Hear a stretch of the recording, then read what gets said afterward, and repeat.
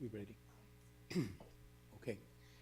At this time, we're going to call the concurrent joint meetings of the City Council, City of Commerce, Joint Powers Financing Authority, and the governing body of the successor agency to the Commerce Community Development Commission to order.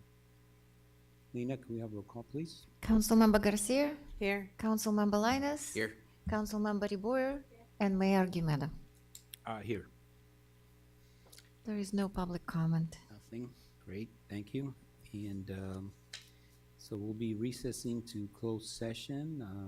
City Clerk, if you don't mind covering the items that we'll, or reviewing, letting us know the items that we'll be covering during closed session.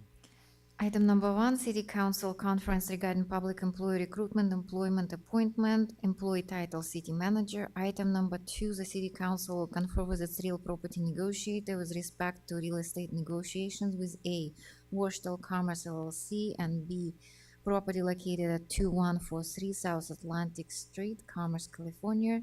Item number 3, conference with legal counsel regarding anticipated potential litigation, one matter. Thank you. And at this point, we'll recess to closed session. Thank you.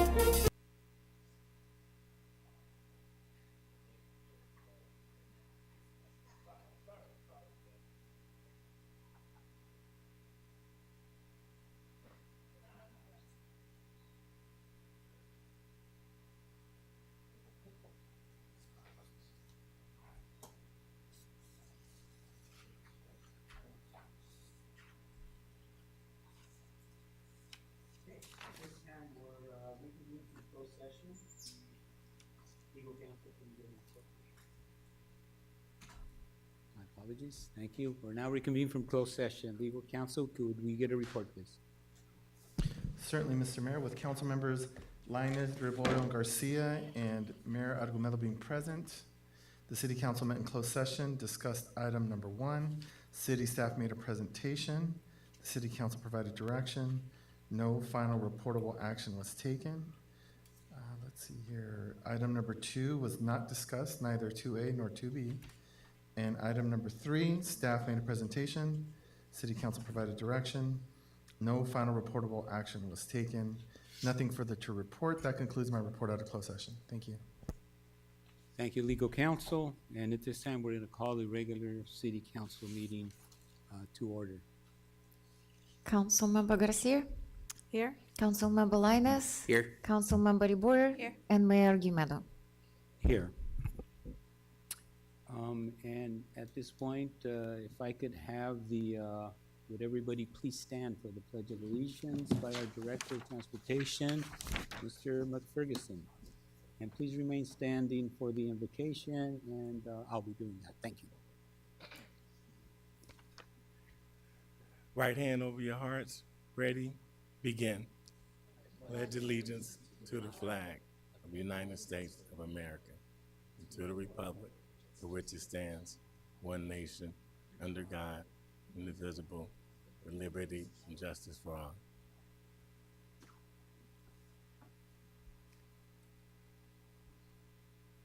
As we convene today, our hearts are heavy with the recent tragedy of the Baltimore Key Bridge collapse.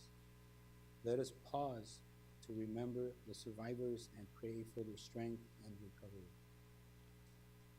In the spirit of unity, let us dedicate ourselves again to the service of our constituents. May our actions in this meeting reflect our commitment to the welfare and collective good of our city. With resolve and compassion, let us proceed with our meeting this evening. Amen. Amen.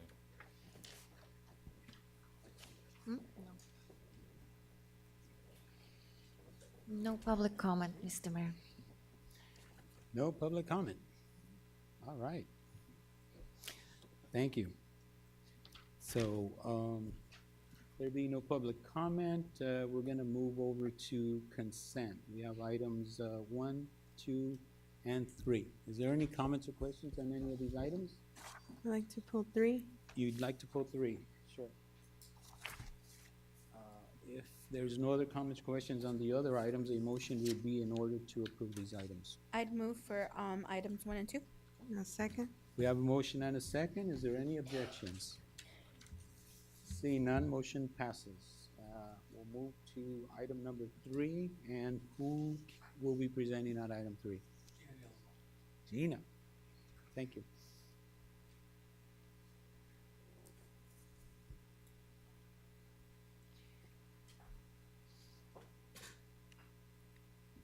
Hi, Good Gina. evening.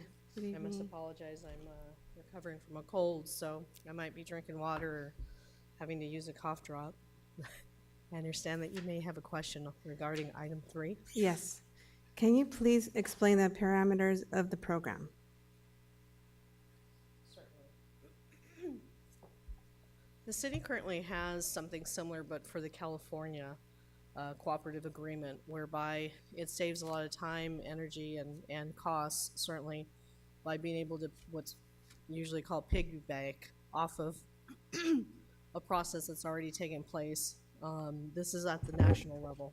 So we would be joining for free into a cooperative agreement in which we would be able to have a national process for bidding out for goods and services, and for things such as this came up because we were looking into HVAC cost and how we would be able to replace our HVAC. We currently have $1 million CIP budget to replace HVAC. And so in speaking to Carrier, the manufacturer of HVAC, they had asked and suggested, you know, this is something that you might be able to get your best price if you were part of this membership. Many cities in the surrounding area and throughout California are part of this for free.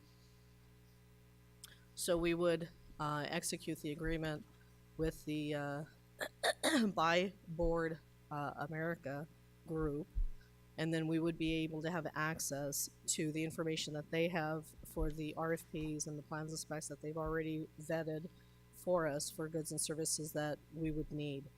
So we would like access to that to see if we would be able to get the city a better price and to save time and effort in having to do separate processes every time we need to, if they have already done it and have something that we can piggyback off of.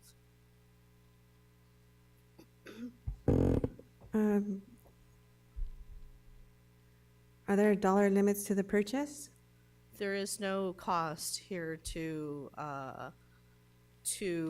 have access to the information. We just have to enter into an agreement.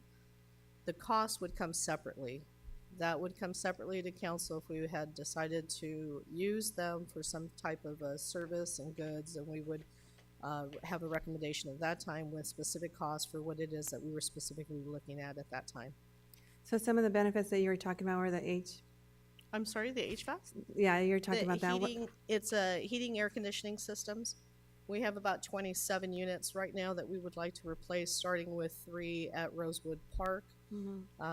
They're very large units, they're very costly, and we won't be able to replace them all at once, but we do have a substantial amount already budgeted in the CIP in which we can get quite a head start.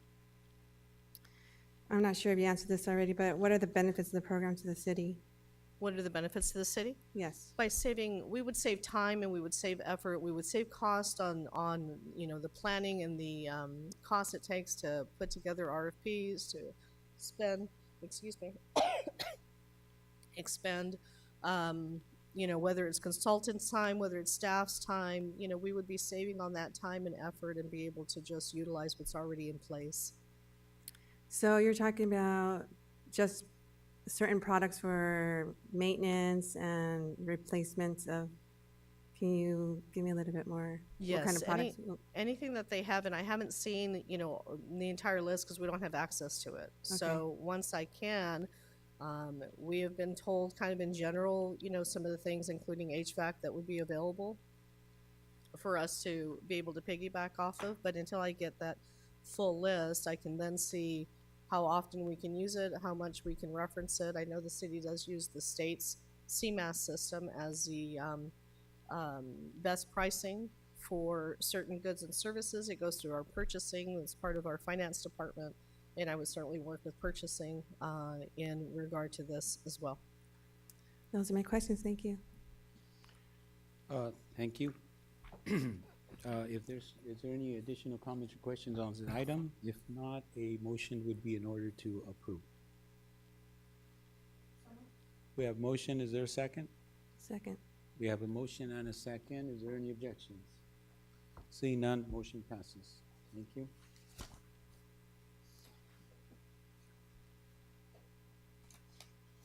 And at this time, we'll go to scheduled matters, item number 4, and we'll have a presentation and update from the Sheriff's Department regarding public safety in the City of Commerce. Our captain is here. Appreciate you being here this evening. Thank you.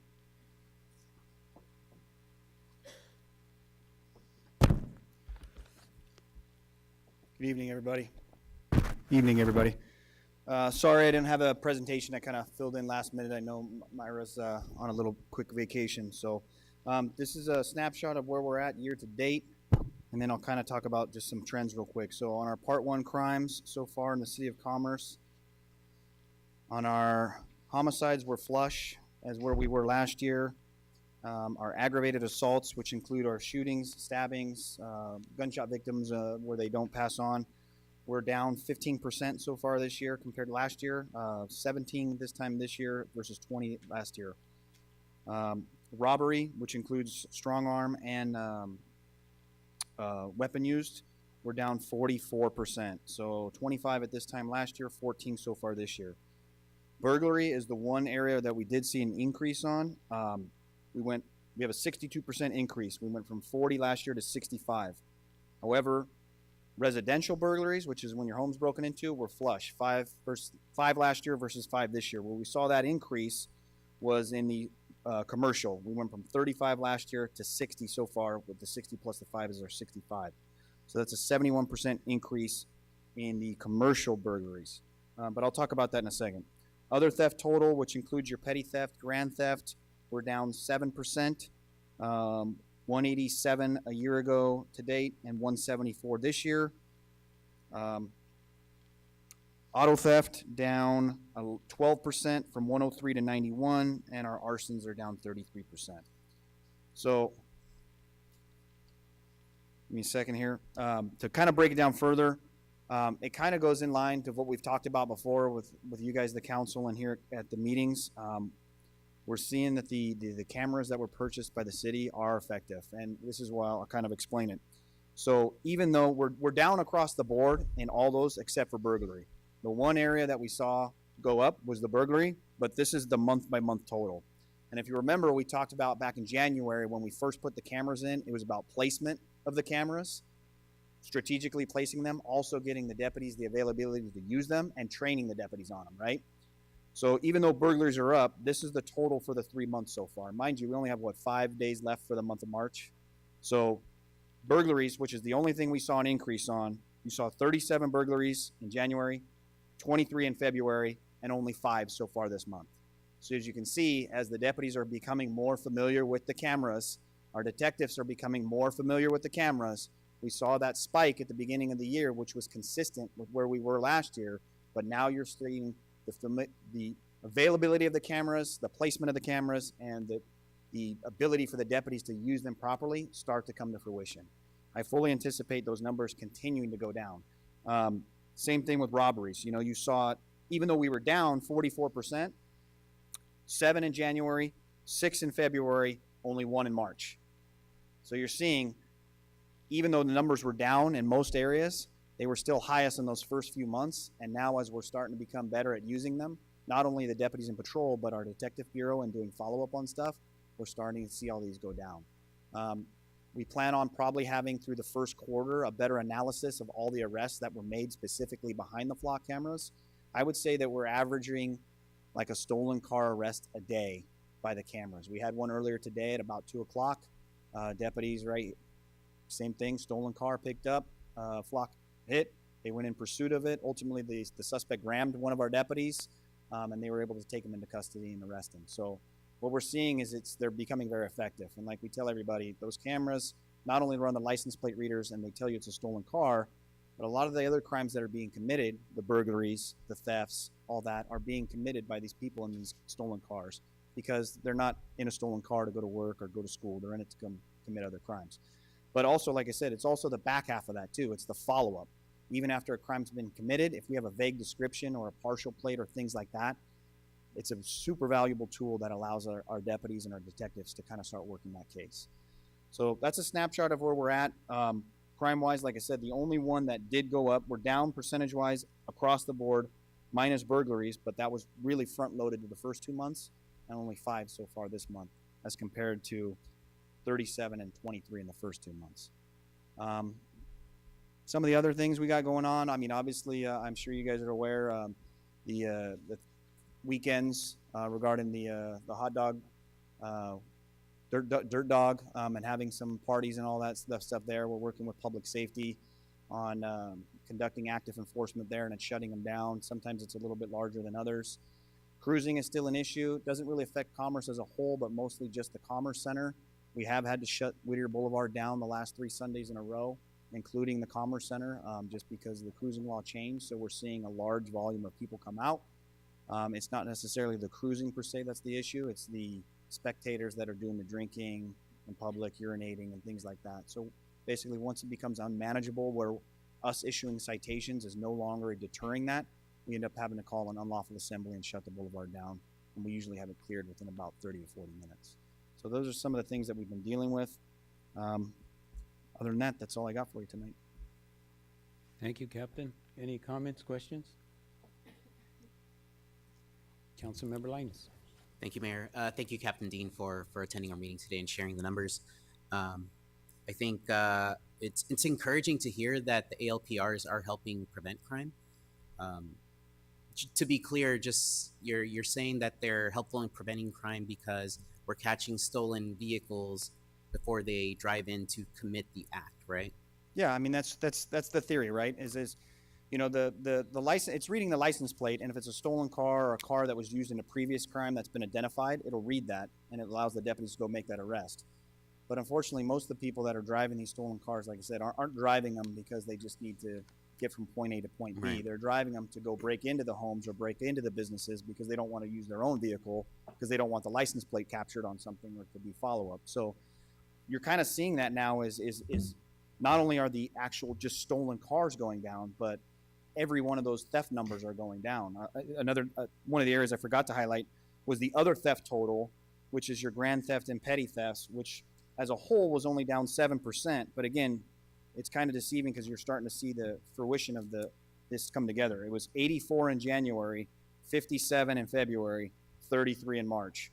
So you're slowly starting to see that graph go down as we, as a department, and the deputies become better at utilizing these and having the familiarity to log on to the system, know how to work it, you know what I mean? Because a lot of it is timing too. It goes through an intersection, hits a plate, that doesn't mean it's going to be stationary there. So it's kind of learning to go, okay, I knew it went eastbound at this, I know it's probably over here by now. And you're kind of already seeing it. And the deputies love it because, like I said, they get the stolen cars and they get to, you know, go do police work. So you're kind of starting to see all those numbers start to go down, which is good. Yeah, that's great. So, you know, that kind of touches on what I'd like to see as far as the report. I know you're still working on the cameras and optimizing the positions. It sounds like there's some results on the front end, which is great. At some point, I would like to understand what the results on the back end are, right? You know, so, you know, based on the data and the information that we got from the ALPRs, you know, how many cases did we solve as a result of those, right? Yep, absolutely. Yeah, we're waiting for about a quarter's worth of data so that we can give a little bit, you know, large of a snapshot, about 3-4 months worth of data on arrests made behind them, not only on the front end, meaning like patrol guys, but on the back end as well during the investigative phase. Okay, perfect. Those are my comments. Thank you again. Mhm. Thank you. Councilmember Revoy? Captain, thank you so much for the information in the report. I do have a question. As it relates to the burglary increase in the commercial side, does that include like retail theft? So are we talking Commerce Shopping Center, Citadel? What's included here? It can. Most of those is what you're seeing is more so businesses though. Okay. When I say the other theft total, that's usually your retail theft. So if somebody And what are goes the into a numbers on store, that? what's that? What's the number on the retail? On I mean, the other on thefts? other theft total, which is grand theft or petty theft, we're down 7% Okay. from this time last year. But again, those as a snapshot, we went 84 in January, 57 February, 33 so far this month. So again, it's another one that you're starting to see that line go down. Okay. That was it. Thank you. You're welcome. Thank you. If there's no additional comments or questions, a motion to receive and file the captain's report would be in order. So moved. We have a motion and a second. Any objections? Thank you. Thank you. Mayor, if I may, just one comment. FYI, I believe the mayor was privy to a demonstration of the LPR program about a week ago or so. So I will be sending out an invitation to the entire council that you get an opportunity to partake in something similar. So look for that in the next couple of days. Welcome. Thank you, Vilko, for mentioning that. It was a great presentation, by the way. It provided a lot of good insight on how the system works, and it was pretty valuable, I thought. And thank you for reporting, because part of the report was how they were making progress with identifying vehicles, and it was working. So, as a matter of fact, part of the well, I'll let you each get the presentation, and then we'll have further discussion on this, because I really think it's a valuable tool, and not only us but other municipalities are also using it. And there is a feature on there which is extremely valuable, I think, which allows our municipality to share with others, so that if there's an incident next to us, let's say East LA or Bell Gardens or one of the other cities, and it's picked up there, you can actually track that and, oh, okay, it's headed, it's coming your way, and you can kind of plan for that. So it's a really nice feature, and I think it's a very valuable tool to add to our law enforcement team. Thank you. Let's see. Good. Thank you, Thank you. Captain. Appreciate you. All right, so we'll move to item number 5, which is the Randolph Corridor Active Transportation Concept Plan. Gina, thank you. All right, item 5. I have reinforcements tonight, as you can see here. And momentarily, I'll introduce who they are. This evening is about Randolph's Corridor Active Transportation Concept Plan. Staff is going to have a presentation. We're going to have a few brief comments by Yvette Curran, who's with South Star Engineering and serving as our project manager. As council may recall, this is a MAT grant, approximately $6.7 million grant that the city received. It is a joint project with 3 other agencies, and I won't get into too many details because I know Yvette will be getting into the details. But this is a grant-funded project. We will have some words from Yvette Curran, our project manager, followed by a presentation by Chris Bretal of GHD, who has been working on development of the concept plan for Randolph's corridor. After which council staff will return and request that council consider approving, receiving and filing a presentation given this evening, and approving a proposed recommendation, which would be alternative B1, and authorizing staff to proceed with the design. At this time, I'd like for Yvette to come on up and provide a background overview on the project. Thank you, Gina. Mayor, members of the council, it's wonderful to see you. I plan on giving a little bit of context. First, again, my name is Yvette Curran. I'm with South Star Engineering. I've been working in the local area since about 2007 with many of you. This particular project, the Randolph Corridor Metro Active Transportation Project, is a result from coordination with Metro and the Gateway Cities Council of Governments work specific to the Metro Active Transportation Program related to corridors and improvements with active transportation. Back in 2020, I actually reached out wearing my Gateway Cities COG hat to the cities of Huntington Park, the unincorporated part of the county, Bell, and Commerce regarding an opportunity to pursue some grant funding related to the Randolph MAT corridor, as it ranked #1 in Metro's priority list. The city of Commerce offered to take the lead, and we prepared the grant and were successful in obtaining $6.704 million for this 7.03 mile corridor. The City of Commerce has approximately 2.34 miles of the total corridor. This project is currently in the planning and PE phase as we are trying to gain some formal direction and approval from this council tonight to proceed with the design concept that Chris is going to go over with you this evening.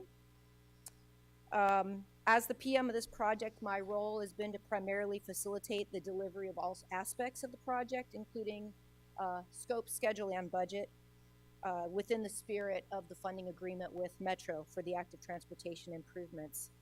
So with that said, I'd like to invite Chris up to the podium from GDH to present this project and to provide the recommendation for this evening. Thank you very much. Thank you.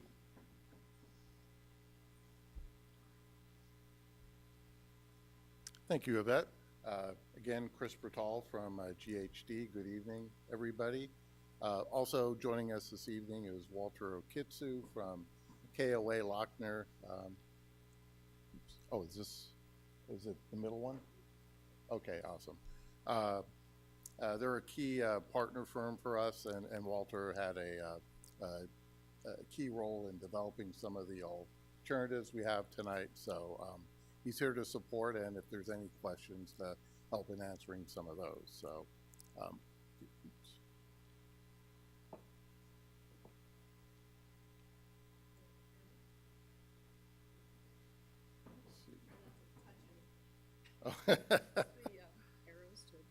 oh, those. Oh, okay, got it. There we go. Okay, sorry, everyone. Thank you.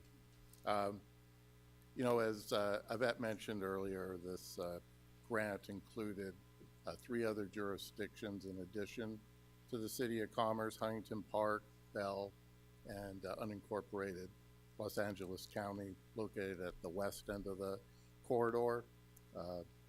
Again, the intent of the grant was to provide active transportation improvements throughout the corridor, including enhancements to bicycle, pedestrian, as well as traffic calming where appropriate.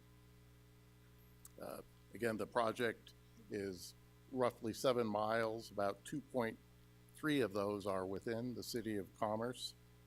And of the $6.7 million budget, 1.9 was allocated to the City of Commerce. So what we'll be presenting here on these next several slides is showing you what the various alternatives that we looked at and how they're going to look within the existing street environment. This slide right here is a mid-block location along Randolph Avenue between Eastern and Garfield. It shows you that there's existing parking on the north side, and it shows you the lane configurations, basically 2 through lanes in each direction.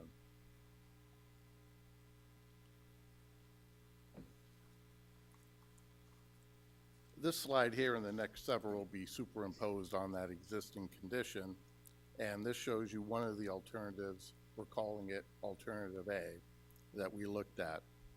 This alternative includes a Class 1 bike lane in the westbound direction, going in that direction away from us, and a Class 4 protected bike lane in the eastbound direction. It's maybe a little harder to see. It's adjacent to the curb on the south side, but basically that space would be dedicated to just bikes. It has the typical green pylons or delineators that provide the separation from traffic. And as you can see from the, there's still in this particular configuration, there's parking going to be maintained throughout this alternative. Oh, okay. I'm sorry. Thank you for the correction.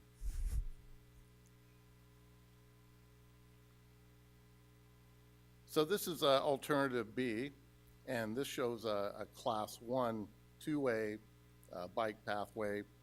And again, this will be at street level, and all of the bike movements will be moved to the south side of the street. As you can see from the graphic, is similar to the one we just showed, except the westbound movement has been moved to the south side. In this particular alternative, actually with all the alternatives, parking on the north side is going to be maintained throughout.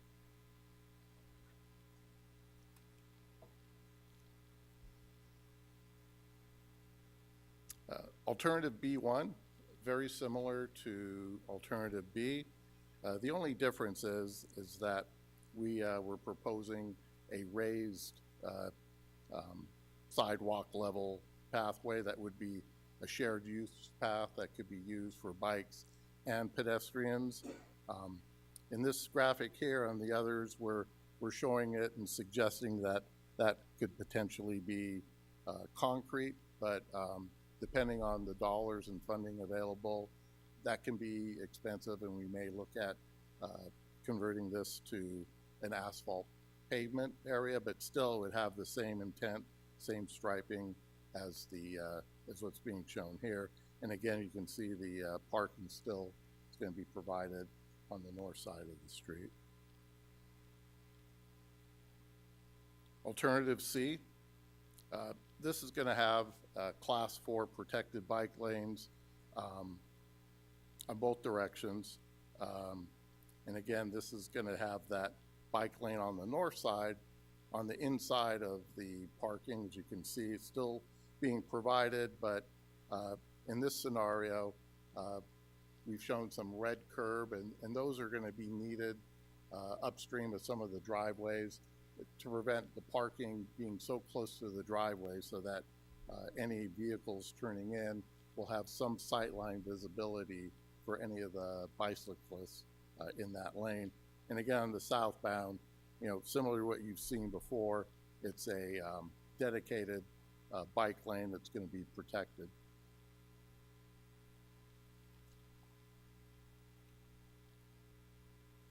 Alternative D, this is considered a Class 3 bike route, and this doesn't really change the existing conditions very much. We added the Sharrow lanes markings, and basically bicyclists will be able to share the roadway by that designation in the number 2 lanes at this location with motorists. And again, still parking available.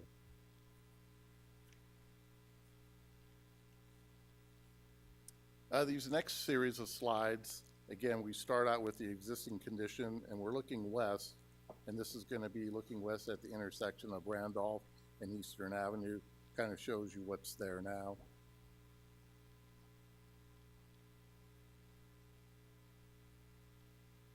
And again, here's alternative A.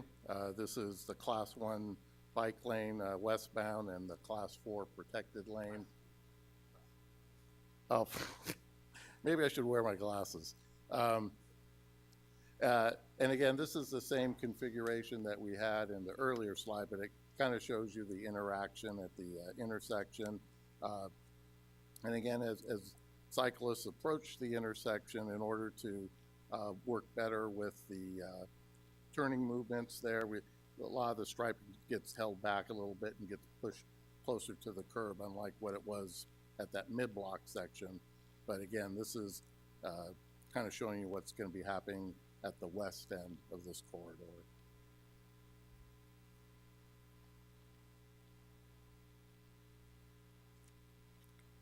So for alternative B, again, it's a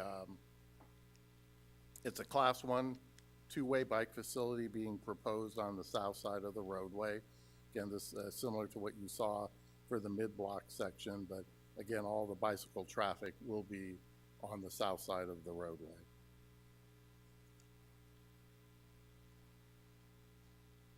Alternative B1, again, here shows you the shared use Class 1 pathway. Again, kind of at a sidewalk level. It gets elevated.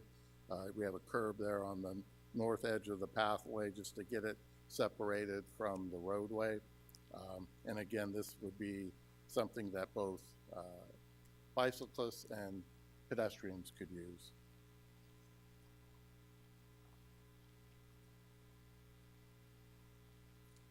Here's alternative C at the same intersection. This has the Class 4 bike lanes, both directions. And again, you don't see it here on the westbound side as we're approaching the intersection, but referring back to the mid-block section, you could see the configuration is similar to what you see on the south side.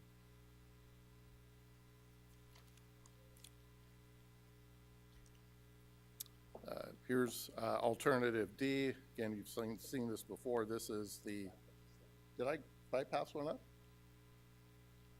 Oh, there we go, yeah. So this is alternative D, the Class 3 bike route, where we're adding the Sharrow markings on the pavement. And again, this allows the bicyclists to share that lane with the motorists. All right, and the final series of slides, we'll be looking at the other end of the project. It's going to be at Garfield, and here this is looking east, showing you the existing conditions that are out there right now. And we'll be superimposing the various alternatives on this graphic here. Again, for alternative A, we have the Class 2 bike lane in the westbound direction going away from us or coming towards us, and then the Class 4 protected bike lane going away from us as it approaches the intersection.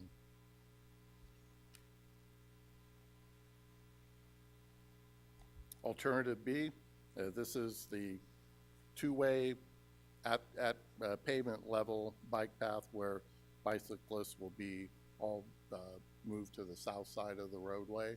again, separated from vehicular traffic by the buffer and the vertical pylons.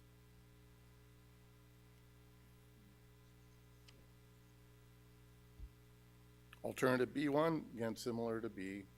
Here we're showing a raised area where both it can be shared with bikes as well as pedestrians along the south side. Chris, before you move on, the 6 feet and 6 feet on each side, that's for the bike lanes. The 3 feet would be for the pedestrians that could potentially walk or utilize that, or what would that represent? Well, I think the 3 feet provides the buffer. I think the Okay. the pedestrians have full access to the 12 feet. Yeah, Okay, so, okay, thank you. sure.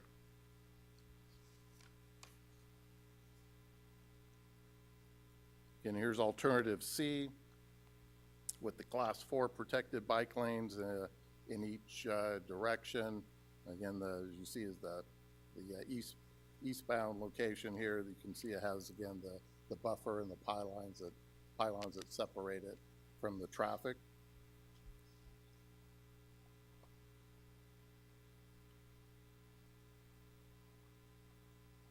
And then here, alternative D, again, showing, you can see it on the westbound bicyclist, has the Sharrow markings indicating shared use with the vehicles.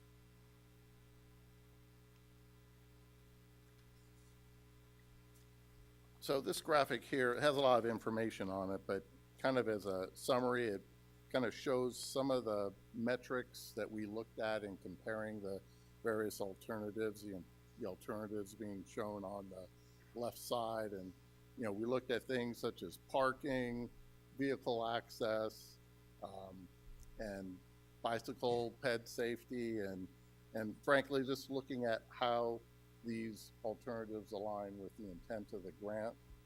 And after consulting with staff and among ourselves, we landed on alternative B1, which is the raised two-way shared path as the preferred alternative for the city for this segment of Randolph.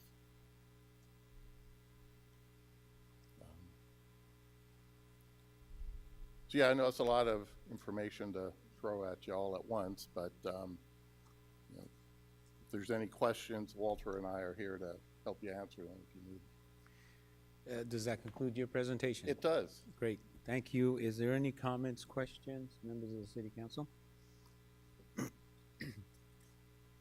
Councilmember Rebollo? I don't know if it was in the report, or I don't know if I've not seen it, but can you tell me the number of vehicles we have going on Randolph, like at the different times of the day?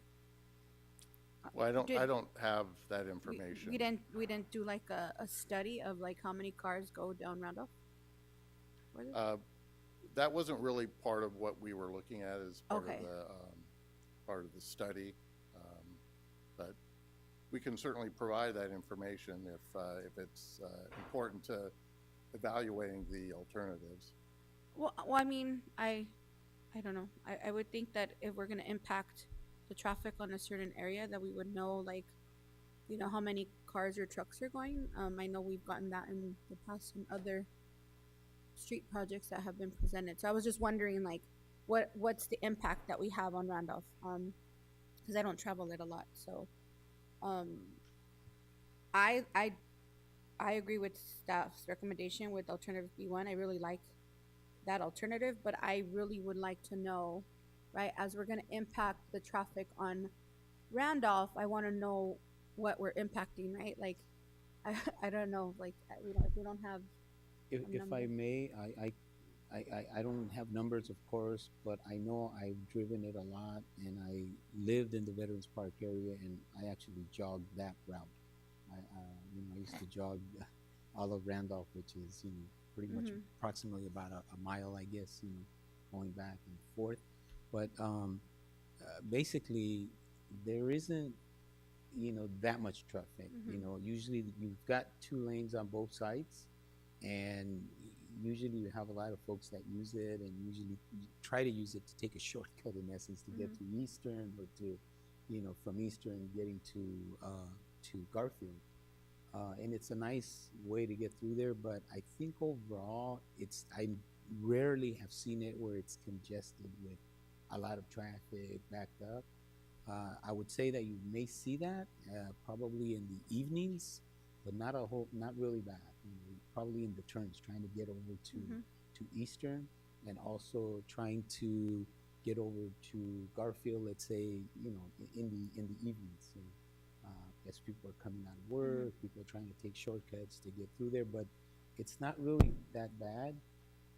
And so those are just some notes that I have, and I have taken it on a pretty regular basis. Sometimes when I go to veterans, whether it's a game or something out there, or an event out there, I usually take that route. So just wanted to share that with you. No, But I don't have thank you for that specific numbers. insight. I appreciate that insight. Again, I don't think I've driven it like once or twice maybe, in the morning. But I kind of was curious to see, like, obviously I thought that there would have been a traffic study before we do all this. So I wanted to see kind of like what the numbers were like in the morning, lunchtime, in the evening. Again, hearing that insight from the mayor, I don't think it's a highly congested corridor, right? But I did want to know like what the impact would have been. But as we look at the slides, I really do like the alternative B1. I think, I mean, aesthetically it obviously looks nice, right? But I think for the safety of bicyclists, I do like that alternative. And I think something that we have to think about also, is that we're looking at different modes of transportation. Like, we're not necessarily saying like this is so that, I mean, obviously we want people to ride their bikes, right? But this isn't like an alternative that you're gonna take to as a scenic route. It's mainly because people use bikes to get to work, and there's warehouses here, and we see it, like I've seen it on like Eastern, where you have people on their bikes with their backpacks, and they're going to work, right? Not everybody has a car. So no, I do like alternative B1. That's the staff recommendation, right? That's what you said. Correct. Again, I would have liked to see like some type of traffic study. But that was it. Thank you so much. Councilmember Linus. Thank you, Mayor. Thank you for the presentation and walking through everything. I have a couple of questions, more so related to cost and what's reimbursable. So I don't know if that's directed to you or to Gina. Okay, great. So understood. This is like a joint project, right, with other agencies, right? And so the total grant was $6.7 million. Of that, Commerce gets 1.9. Correct. So 1.9 is reimbursable. Now, I know, Gina, as part of our CIP in our last budget review, we did allocate some funds from Measure AA, right? And I believe we're budgeting this project at maybe 3.65, or at least that's what's funded right now. Is that correct? Yes, Measure AA advanced the funds that are 100% reimbursable. So because we cannot get grant funds in advance, we have to submit our report with documentation, justification that we've completed certain tasks to get reimbursed. So upfront, Measure AA will cover the cost until which time we can be reimbursed. So this past fiscal year, we asked for the amount that you specified. We would be asking for an additional amount, the rest of the funding amount that we would need in this next CIP request.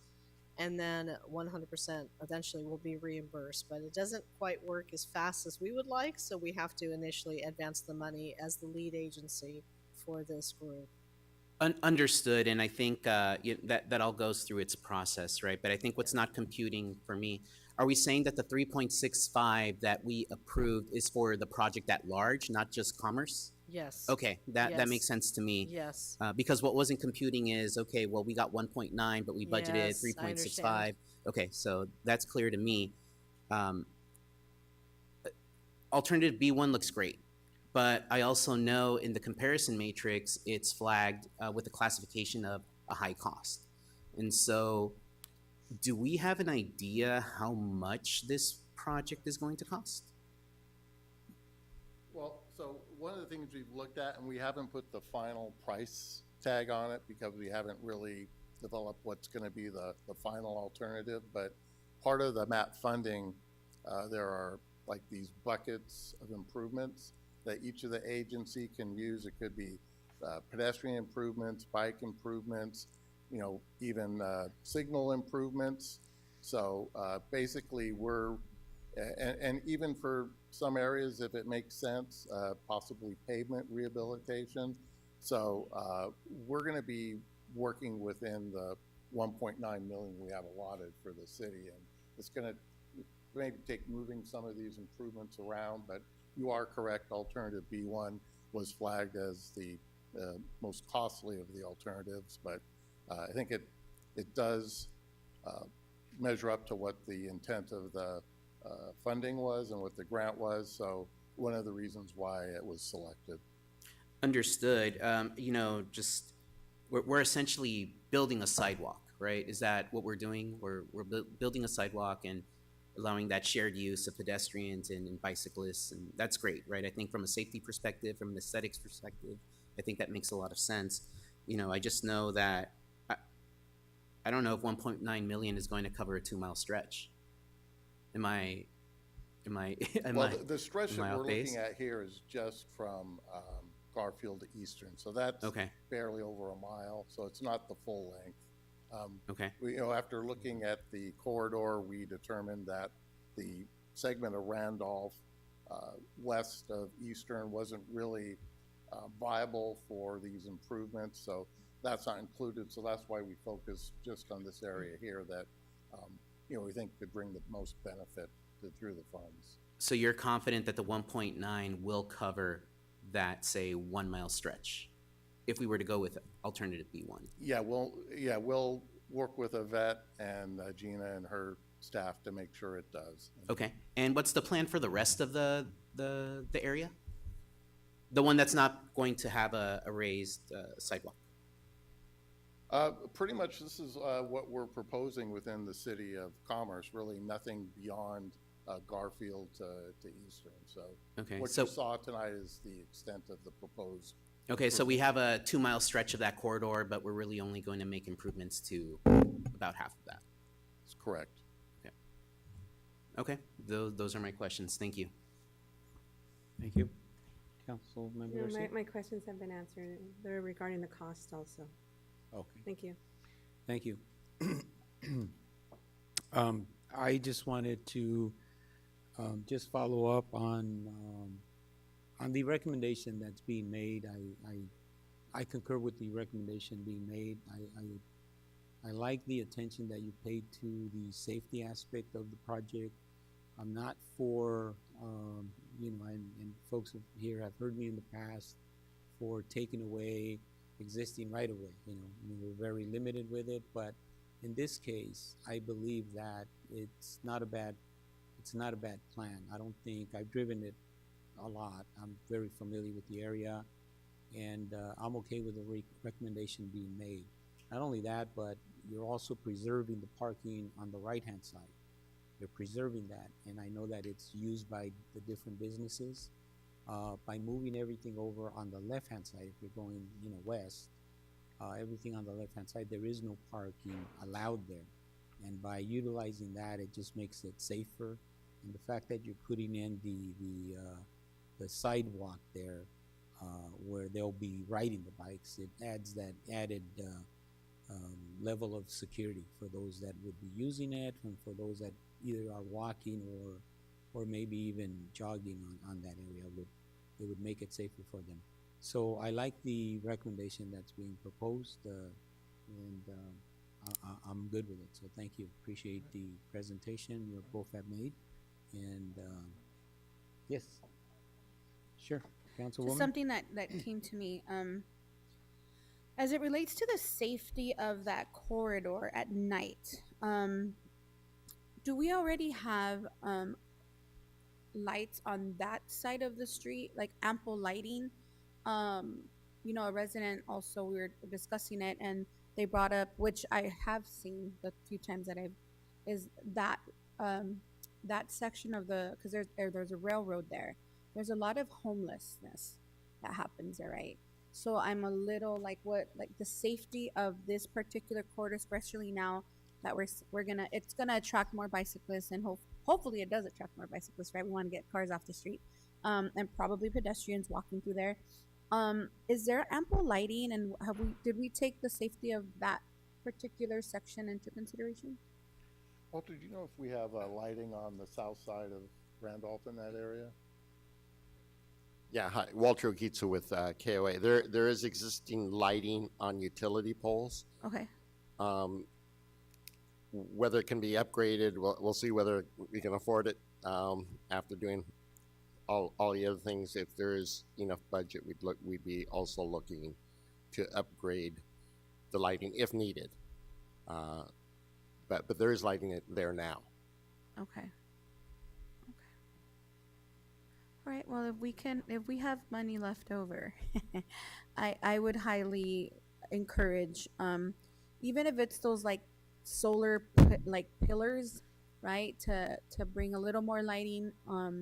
Again, I don't drive down that area too much, so I don't even know if it's used in the evening time, right, as much as probably during the daytime. Yes. But even if it's one person using it at night or two people, I would want them to be safe. So, Yes, and if we could I just take wanted to that. mention that we are separately from this project working on a citywide lighting master plan. Okay. Separate consultant, separate project, and we will be presenting Okay. at the end of this year, hopefully by then, a final draft of this master plan. And we will be looking at certain areas that are priorities to council, and trying to coordinate some of those improvements. So we'll have a separate CIP account for some lighting improvements to be made, and council will help us figure out what the priorities are to start spending those monies next year on some of the areas in the city. Okay. Thank you so much. Yeah, no problem. Right, thank you. And if there's no additional comments or questions, thank you all for your presentation. Appreciate your time.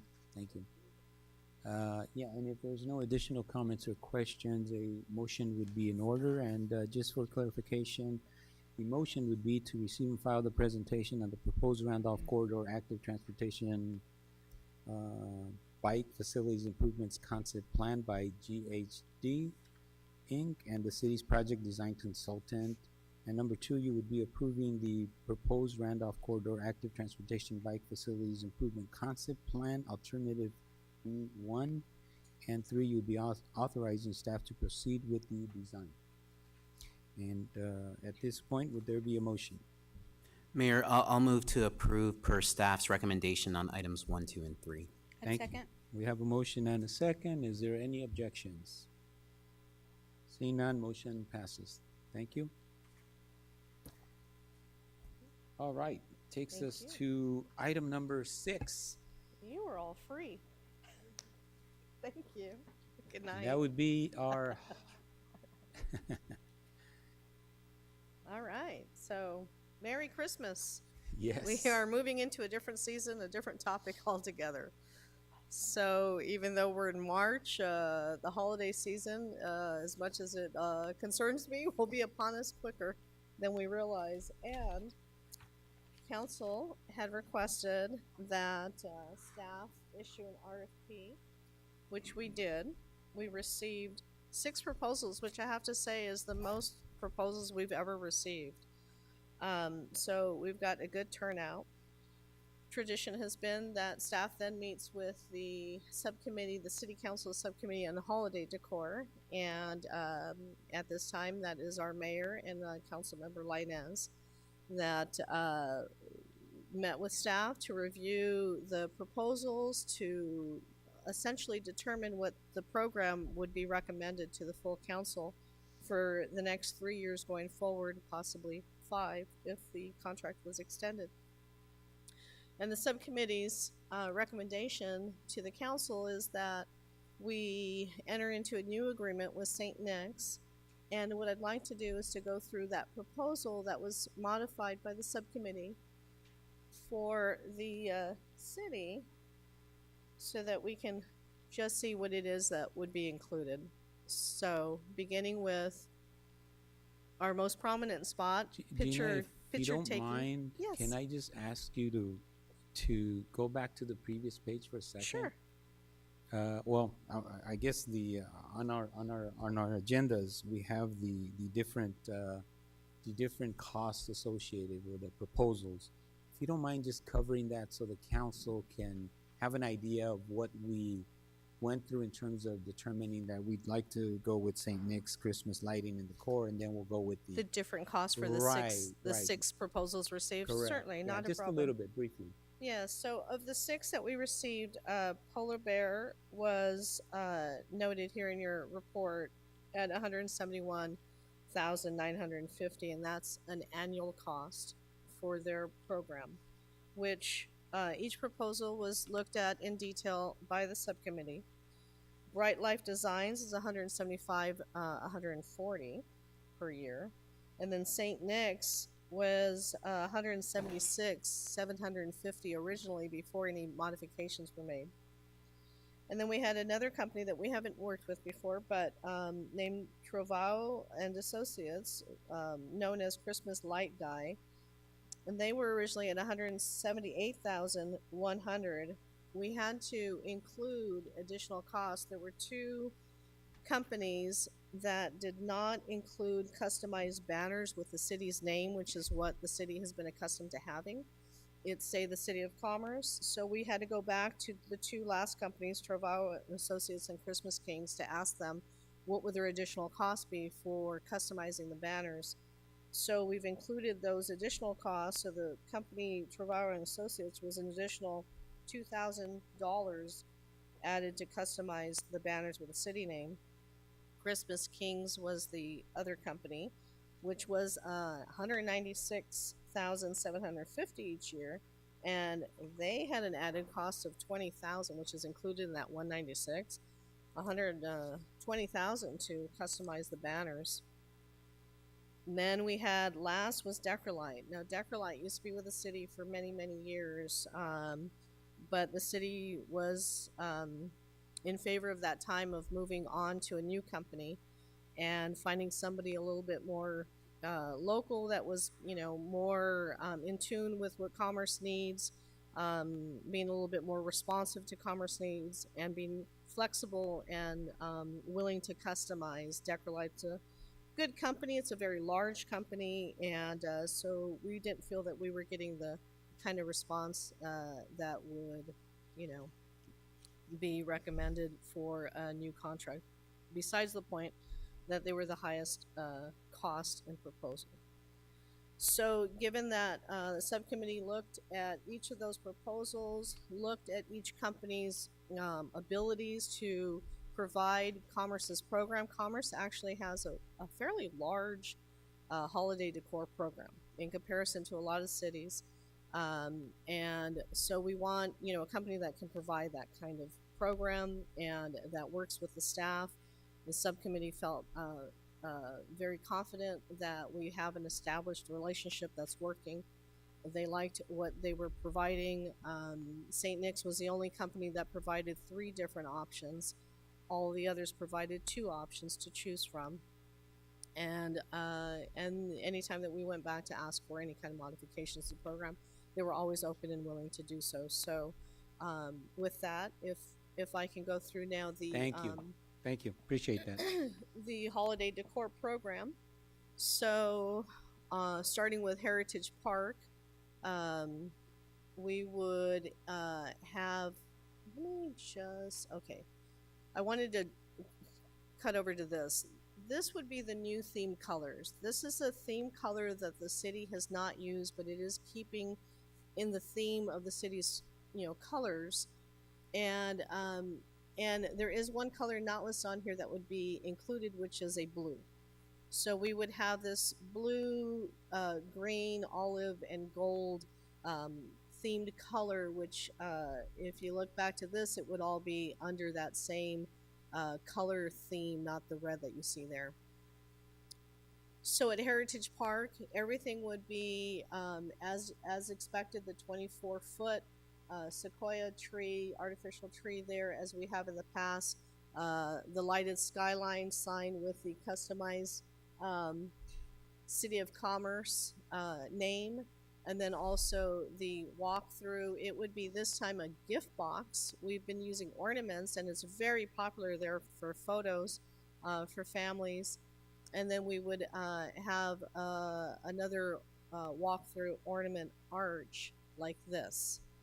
So really beautiful. I think the gift box and the walkthrough ornament is going to be really popular. It's something different. We haven't done it before. I think it's going to kind of be a showstopper there. And then, as you can see, the sign that says City of Commerce will have the new theme of using Christmas trees.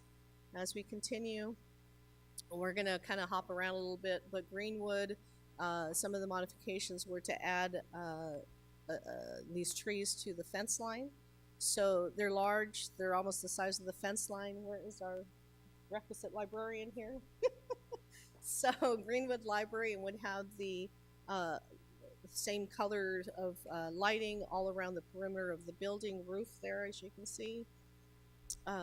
For City Hall, we would recommend that we continue with the artificial tree. However, the new permanent location, until council decides otherwise, will be where it was held this past winter, right in the front of City Hall. So that would be the new permanent location. We would have a lighted sleigh. We would light the tree that would be closest to, and I'll show you in a second, the sled. The snowflake projections would no longer be used. We have now added permanent lighting that casts down, and we can, by remote, change the colors. So it will be so much easier than us getting light bulbs and trying to figure it all out, right? So we'll start using that. We will continue with the Happy Holidays sign on the other side of the, I like to call it the waffle wall, but and then we have this, yeah. That would end up being, I believe, in gold, but we can have it any color that you choose, but it might. Yeah, we have to, we were modifying just for cost and overall program, but we still have to modify some of the details so that we get that final program after council approves it. Okay, and then, so let's go through the pictures because I know that's easier. So the Happy Holidays, we can either have it all in gold, I think probably would pop the most because the green and the blue might be a little on the darker side. The tree is shown currently at the old location, but it will be in the front of City Hall. This is what was modified. Initially it was one color. They're going to be adding the green and the blue so that we have all of the colors together. It is going to be moved closer to the sidewalk that faces the parking lot because the program will all be in the front now of that parking lot area. Beside it is a tree in the parkway, which would get a string of lights wrapped around it. The street display, I'm not going to read all that. I'll probably lose my voice after that one. So we'll just go to pictures. So this would be the new theme with the colors and the trees. These are the banners with the customized City of Commerce name that you will see in the 8 locations that we normally have them at. And then the pole mounts would be the same tree decor throughout the city. At Bristow Park, we've added on these trees to the signage there, along with the ones all along the fence line to match the Greenwood Library, and and the same for Bandini Park to carry that same theme through. This has 2 palm trees beside the signage, so we'll be lighting those palm trees as well as the Christmas tree at the sign. And this is one of the modifications the subcommittee wanted, was to add decor over to the Veterans Park circle area where the memorial is, so we're gonna be adding a tree there and then lighting the little baby palm trees with the green as noted there. And then there's some shrubs that it's hard to see, but there's some shrubs in front of the signage that have blue lights on them. And that concludes the program. So at this time, I would ask if, oh, she's got her mic up. So I think there's a question. Councilwoman? Thank you. No, first of all, thank you. You know, I was a little nervous when I thought about, wow, holiday What are these guys decorations. We're doing, leaving right? it to They the were, men. let's just say it, they were worried because we were I gonna did say make. that. I just said that. I was worried because we were leaving it to the men. But I will say, I'm really excited for Christmas time. You guys did an amazing job, so thank you. Great choices. My questions are more on the lines of, and I think you hit it right now, which was like the Commerce Way side. Since the tree's been moved, which I don't know that I'm very happy about that, but it leaves Commerce Way very dark, right? So we have all this like amazing stuff happening at the entrance of City Hall, but Commerce Way was like too dark, right? Like there was no lighting. So if I understood correctly, you said now it's gonna be lit up where you can control it. Yes. Okay. So we're gonna use the same themed lights Okay. to change, so they'll cast, instead of, we used to have the lawn lights looking, casting up, we'll have them casting down on the wall on this side of the building. Okay. And then on the other side of the old entrance will be where the Happy Holidays sign is. Oh, okay. So we're moving the sign. Because that was gonna be my Yeah. second question. Because what's the point of having the sign there if you're not gonna be able to see it because of lights? But that's going on the opposite side. You said. Yeah, that was so that we have decor on Commerce Way with the lighting, the Okay. Happy Holidays sign, and then from Commerce Way you can see the sled. It's just being shifted over a little bit so that you can see it from either Commerce Way or from the front Okay. when the program is happening Yeah. in the front. Okay. Yeah, that was my only concern because last year it looked a little sad. Ah. Like that side was so dark and like all we had was a sleigh, and then everything was on the other side. So, no, thank you. You guys did a great job. I love the new color scheme. My second question is going to be, more on the like electrical side of Heritage Park, because that tree, like half of it lights up and like, or last year, right? There were so many issues where like half would light up or it wouldn't light up or it lit up before it was supposed to light up. Have we fixed the electricity at Heritage Park? We have had Commerce Electric out there Okay. to address the electrical issues, Okay. and they are always willing to come back and make sure the program's working well. Okay, perfect. And my last question is, no, two more questions, sorry. Wait, so no more bows, right, on the libraries? No, That was not hurts my recommended. I heart know a they're little bit. beautiful, but this subcommittee Okay. felt like, maybe this is a new chapter to do Okay. something a little bit different than Okay. the past program. All right, And cost was a factor.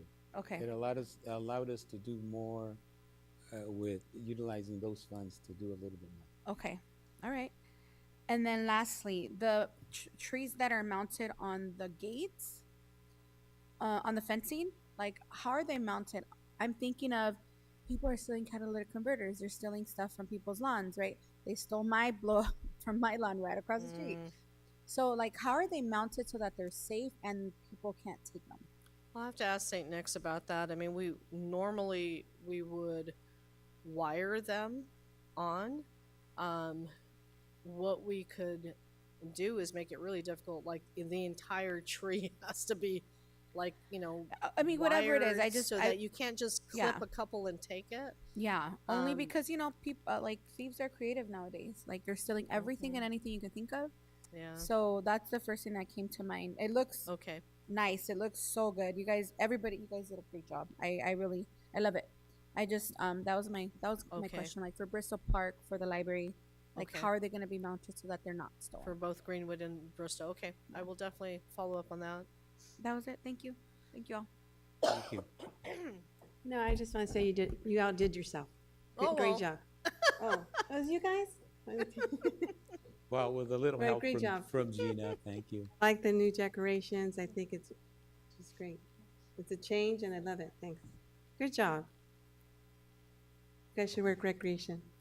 Councilmember Lainez? All right, well, thank you, Councilwoman Garcia and Rebollo, for being receptive. I wasn't sure how the change in the color scheme was going to be taken, right? But I We're think a little it's worried about it. a little bit, but I think it is a good change, and it's a little bit different, and it sticks with the fabric of our city and our identity, ready to meet. So I like it.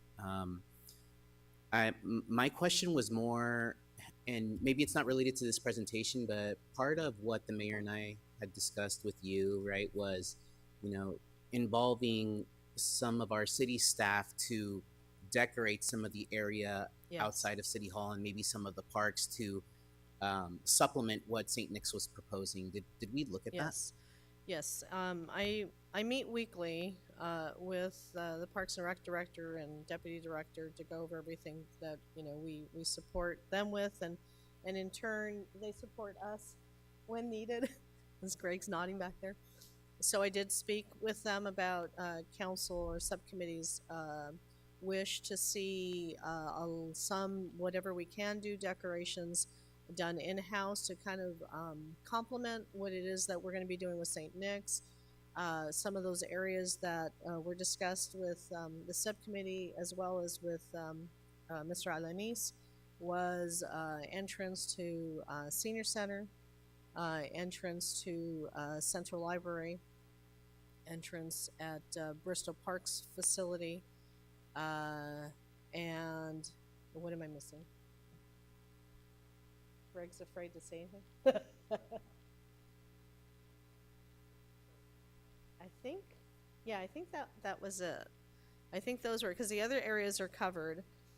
So I think we were mainly talking about supplementing some of the main entrances with decor. We are going to need to look into if they're going to be outside of the entrances.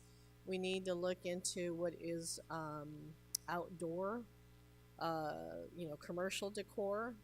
If we're talking about maybe something as you walk inside to the building, something that goes with the theme that we can set up inside, that's a less expensive alternative.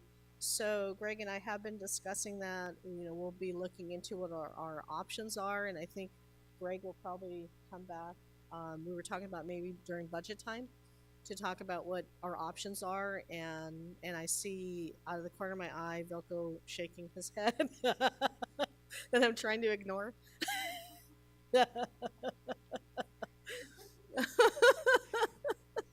Yeah. Well, I don't have a magic closet to pull this stuff out of. No, understood, and I appreciate that, and thank you, Greg, for having the conversation. I too was using my peripherals to look at Vilko just now, but I think the reason we were making that recommendation was in the spirit of trying to keep costs down, right? Yes. So what can we do to keep costs down, Yes. and what can we do to leverage our resources to beef up the holiday decor program? Yes. So, it sounds like you've had those conversations. That's great. The one location I would also advocate for is a teen center. Yeah, Good okay, to add teen some center. lighting there as well. Yes. But maybe we'll have that conversation once the time comes. But Yes, as long as teen we're still center. looking at that, for me, I'm Yes. satisfied with that answer. So Thank you. And one of the other discussions that we had is we wanted to showcase the talent of our Parks and Recreation Yes. Department. They always outdo themselves on all the events that we have, and we just thought it would be nice for them to be able to participate and contribute to overall these changes and what I think could be really, really magnificent looking presentation when everybody comes out and celebrates. Yes, they're Christmas. very So- creative and their displays are beautiful Yeah. looking. So I'm sure and we we can. and we realize that it may be a budget hit there, Vilko. Relax a little. We'll try to keep it under control there. All I'm hearing is it's gonna go from parks make life better, right, to parks make Christmas better. I gotta hear that for the next 6 All right, 7 months. So I did want to follow up on your presentation on the trees that Councilwoman Rebollo was referring to. In our presentation, they're yellow. In the other presentations, there was some of the color combinations we talked about. Are they able to do that for us? Yes, you're referring to the live tree versus the No, no, arti- no, not I'm the sorry, live tree. I'm sorry. The trees that are gonna be put up on the fences at, Oh, I'm sorry. I at feel like my Rosewood ears are Park. plugged. I can barely hear. Yeah, so those trees that are gonna be put up, you know, I'd like to know if they're able to match the color theme that we've selected. Okay, so not all the same Correct. color of the trees that are Yeah, gonna go on the can we go fence to the line? presentation and then I'll show you what I'm talking about? Okay, alternate. Okay, so this is what we're looking to put up at here Gold at for- Veterans.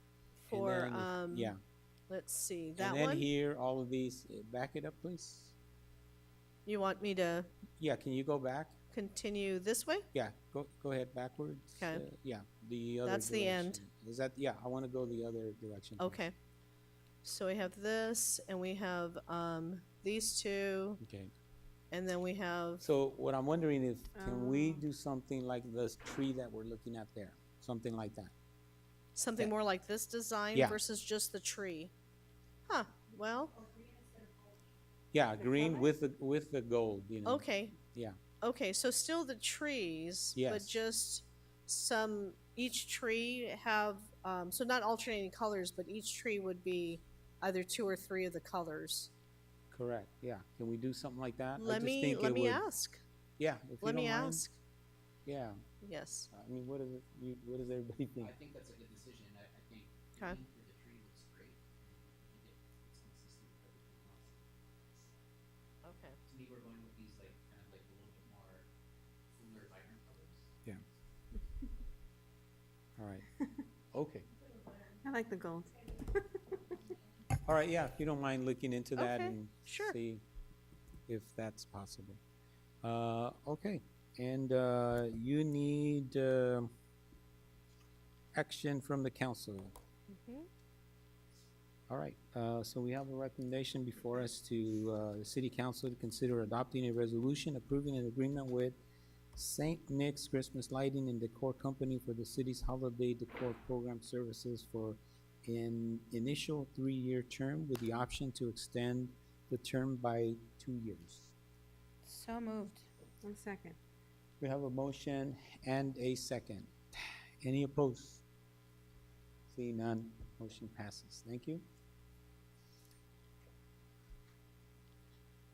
And just so you know, the committee is very pleased with your motion and second and passing this.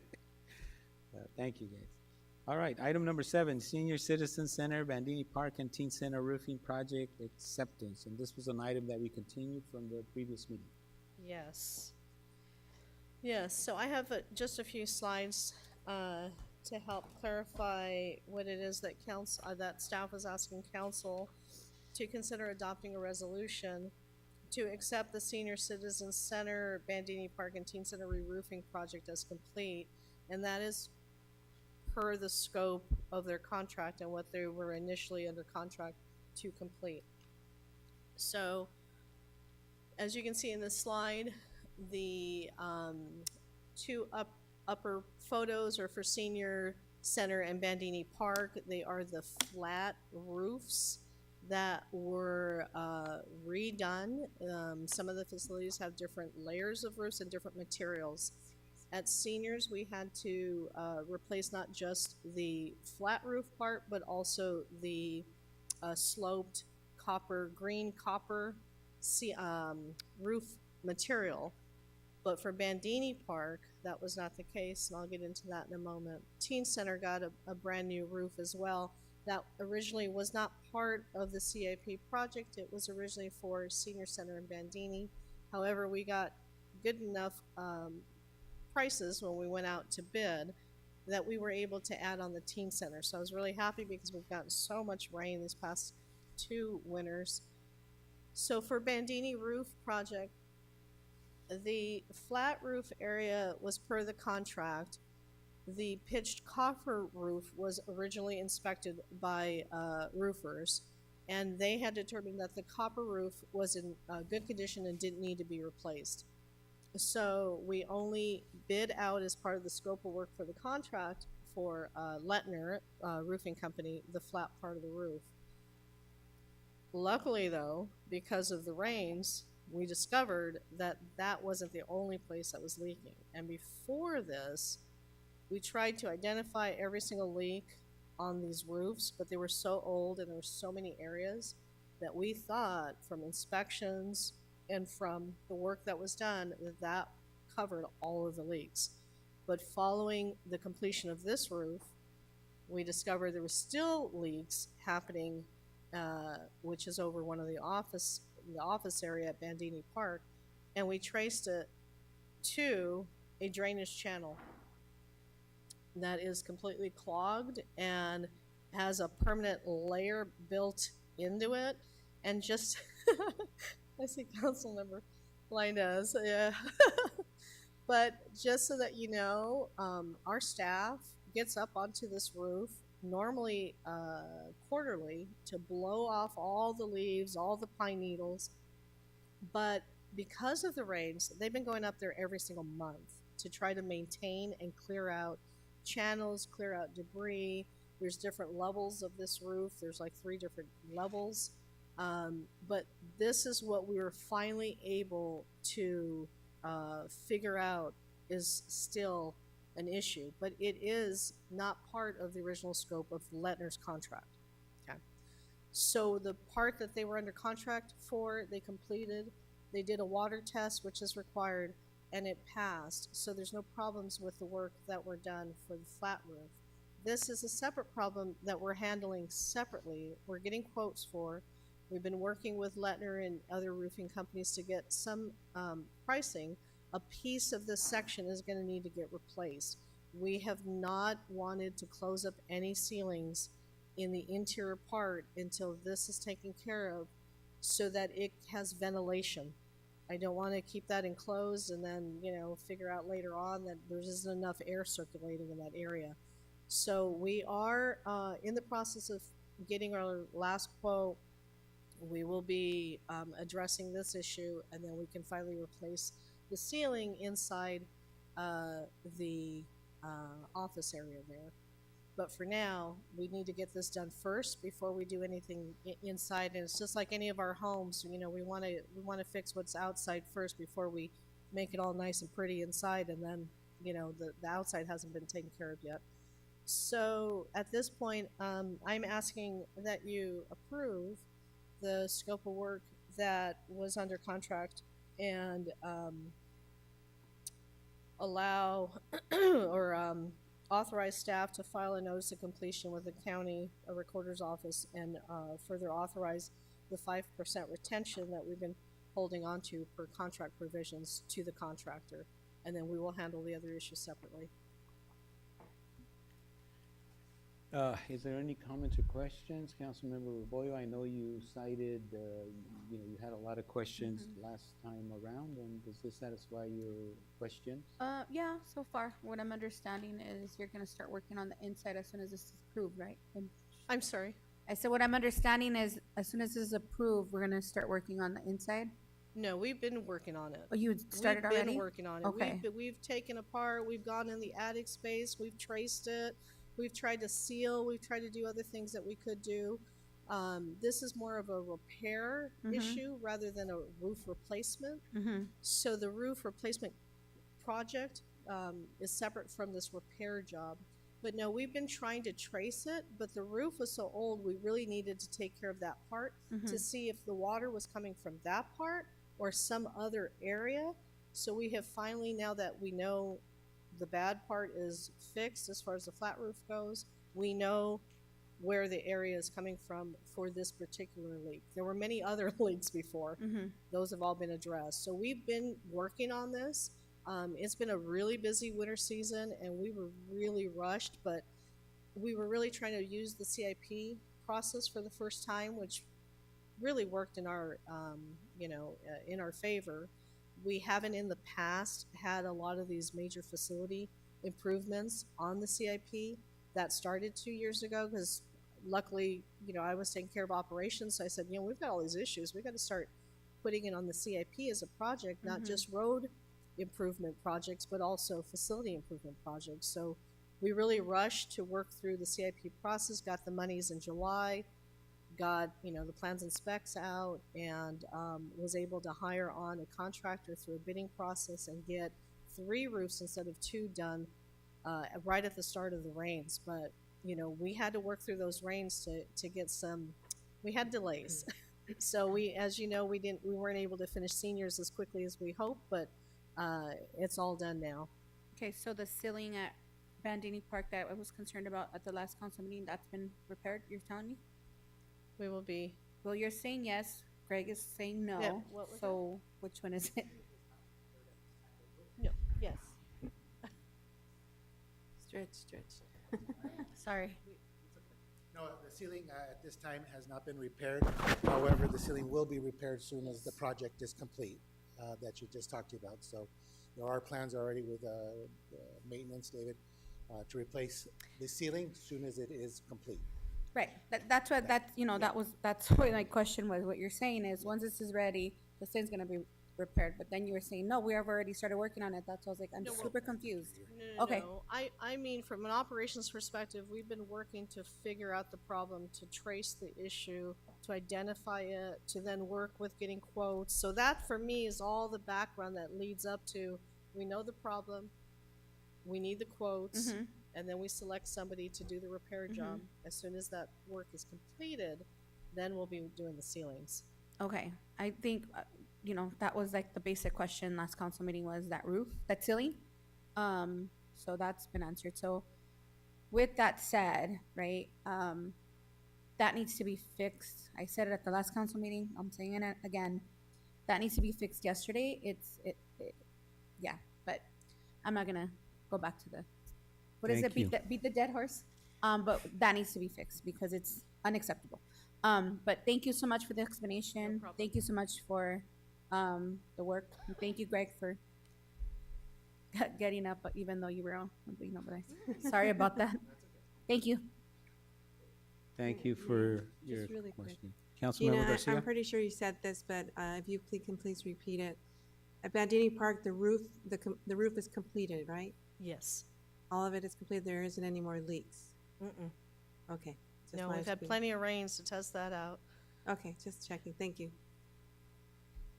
Lines, Councilmember? No, And we no now have a additional questions. 20-year warranty. Oh, wonderful. Yes.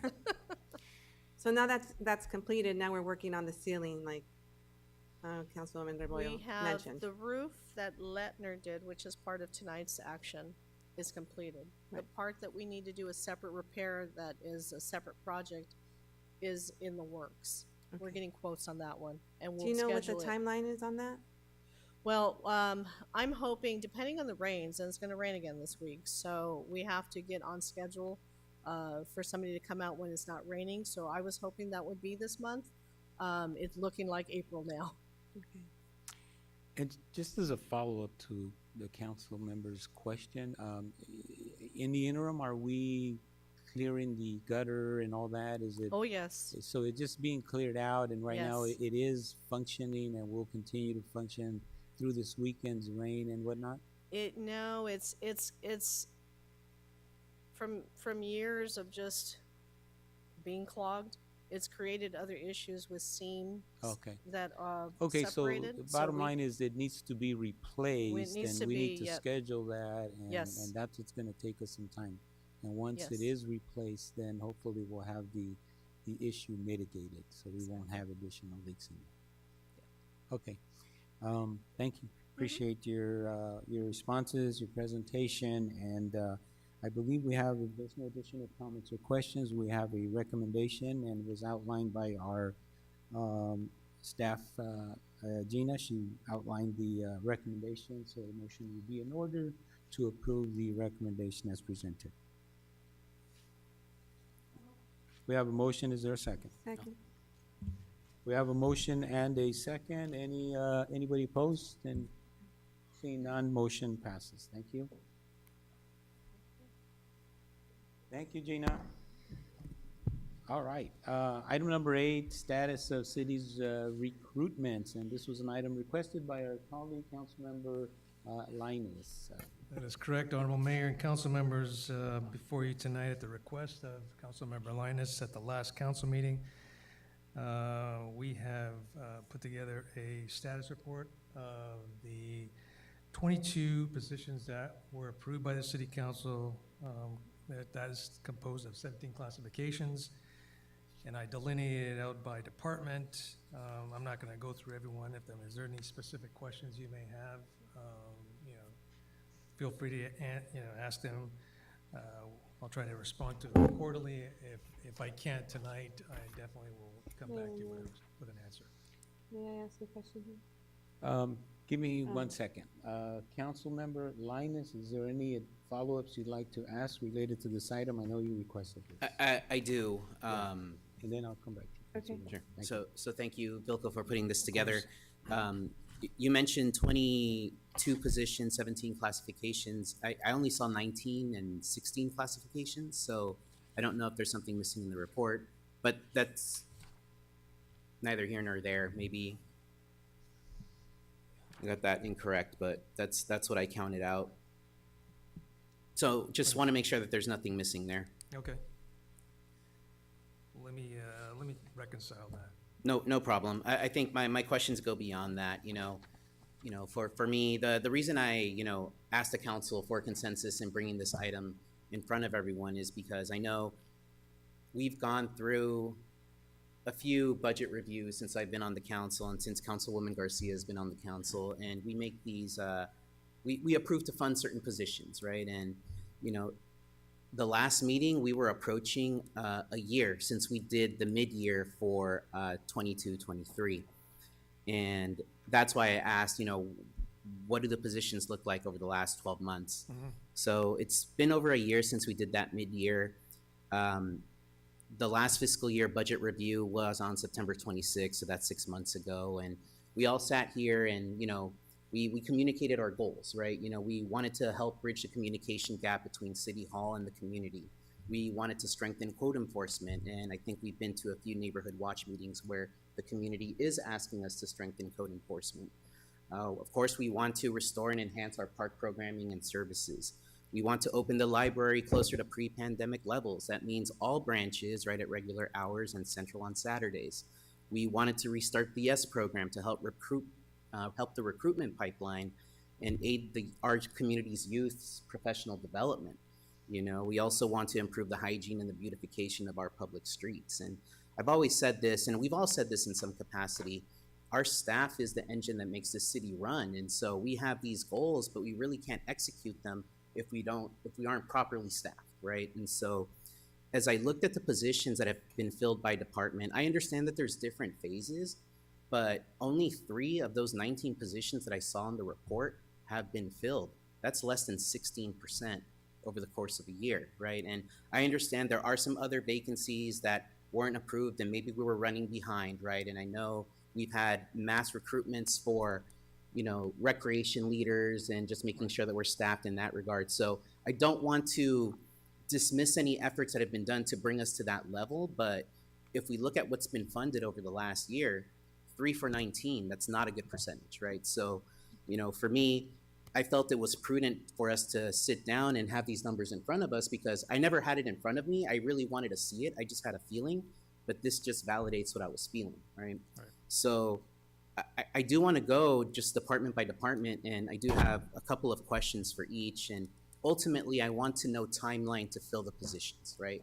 What's open? How long is it going to take? I understand that we're in varying stages. On a couple of positions, I think we need to write out the job specs and bring that in front of council. So I also want to know what that process looks like and get a timeline in front of us. Let's set a target and let's hit it, right? So that's where I'm coming from. Okay. So as far as human resources, I know that we haven't, well, I'll start with this. What's the status of the YES program for 2024? So, I reached back out to the HR department and actually received an email from Marlo. It was either late last night or early this morning. So we can actually facilitate it because we wanted to wonder if the entire testing of these individuals to bring them on board if we had the capacity for it. So it looks like it could happen. And I was gonna bring that up as a side note to the city council. So if the city council is still enthusiastic about it, we can make it happen. So I know typically the YES program, if I'm not mistaken, it starts in the summer, right? To coincide with when school's out. School's typically out like mid-May, early June, at least with MUSD, right? Early June. So, I mean, that puts us about 2 months away, right? Give or take. Do we think we can hit that date? Yeah. Well, I know that there's preparation that we have to do in order to accommodate the program, right? So I'm not gonna give you a hard yes. I just wanna have that discussion again with Marlo on the information that she did provide me. And if I can confirm everything that she's given to me, I will circle back with the city council and give you a hard yes, no later than the end of this week. Okay, and maybe this needs to be in the form of a motion, but is everybody on board with bringing it back? I know we tried to do it in 2023, we couldn't, it's now 2024. Okay, so, you know, I think one of the other things is, you know, the admin tech position, right? You know, my understanding in the last review was that there were a couple of HR positions that we needed to fill in order to bring back the YES program. The admin tech position was one of them. It sounds like we can still potentially bring it back, but I saw in the report that the position needs to be discussed with the director. I guess, why does it need to be discussed with the director to move forward? Well, because the director's not here at this present moment, I just wanted to make sure that position is really needed, right, to fulfill a lot of the obligations. And I don't know if it's just specifically the YES program, so that's something I need to confirm. Okay, because they came to us 6 months ago, right, and said that they needed that position, right? And now we don't. That was the answer. Yeah, no, that was the answer, right? They came to us, so they've already given their directive. I don't know why we're adding another hurdle or obstacle if that's already been communicated. And listen, I came on board in November, and I work a little diligently, right, and more pragmatically than other individuals as it comes to, you know, positions. So I want to feel comfortable that what's being presented is really needed, right? And if we can find a different mechanism to make it happen, I would rather go down that path. So I mean that's just my perspective. So that's one of the things I do is, like, I still want to meet with a lot of departments as to what positions they have in a pipeline and whether or not they're still needed and whether or not they have to be vetted out again. But the direction from the city council was to fill that position. Yes, and so that's what I said. I was going to talk to, you know, of course, the director of HR, and of course, she's been out for, I think, close to a month now. I've just found out that she's probably going to be out for another 3 weeks. So I'll take it upon myself to Yeah, well, we've already made the decision, so I don't understand why we're going back and trying to change it, right? Okay. Sorry, if I could chime in. I think we're coming from a place of, we really want the If you- YES program to go. If you don't mind, let me, Councilwoman? Yeah. For 1 second, I believe you had some questions, please. Thank you. The questions are the same as Council Member Lainez, but I noticed that when we're talking about timeline, it just seems like we asked for these positions a while back, and now if you look at these positions, everything states here March 14th, April, like if it was just recently done. Why is that happening? And then the second question I have, or comment I should say, on the Recreation Center Supervisor, it says here, let's see if we can clarify, please. They're asking for a position, but then they're saying that the park is adequate, but should be addressed in the near future. So do we need it or we do not? I thought we needed it. We're not saying that it's not necessary. There are just other priorities in the pipeline that they wanted to fill first. For example, the full-time water polo coach, right? I mean, that was one of the priorities. That individual is going to begin on Monday. And then we also have the teen center supervisor that they filled back at the beginning of March. So those are a couple of positions that they wanted to prioritize before this recreation center supervisor. So can you please go over the timeline like was asked previously? Well, I mean, I don't have a timeline. This is something I'm gonna have to discuss with Greg, right? As when they're, In general, like when we, positions are open, how long does it take for the process to go through? So for example, let's say you fly a position for 3 weeks, right? Then you have to go, depending on what level of position, and you have to either do some testing, right? Or then you have external, then internal panels. You know, you're probably looking at 3, potentially 6 weeks, 7 weeks background. You know, I'd say probably 7 to 8 weeks before you actually bring someone on board. Again, it all depends on the level, right? And then, of course, the availability as far as panel members are concerned, as far as it relates to external panel, whether or not you can test everyone. So there are some some elements that you need to overcome. So normally I would say, of course, the other one is whether or not it's a promotional versus an external, right? I mean, that makes some difference as well, but anywhere between 6 and 8 weeks normally. So we're overdue? What's that? Are we overdue with these positions to be filled? Well, potentially, yes, right? I mean, I'm just providing a status report, right? Right. Like Councilman Lyons pointed out, there was, vacancies in the pipeline that they addressed.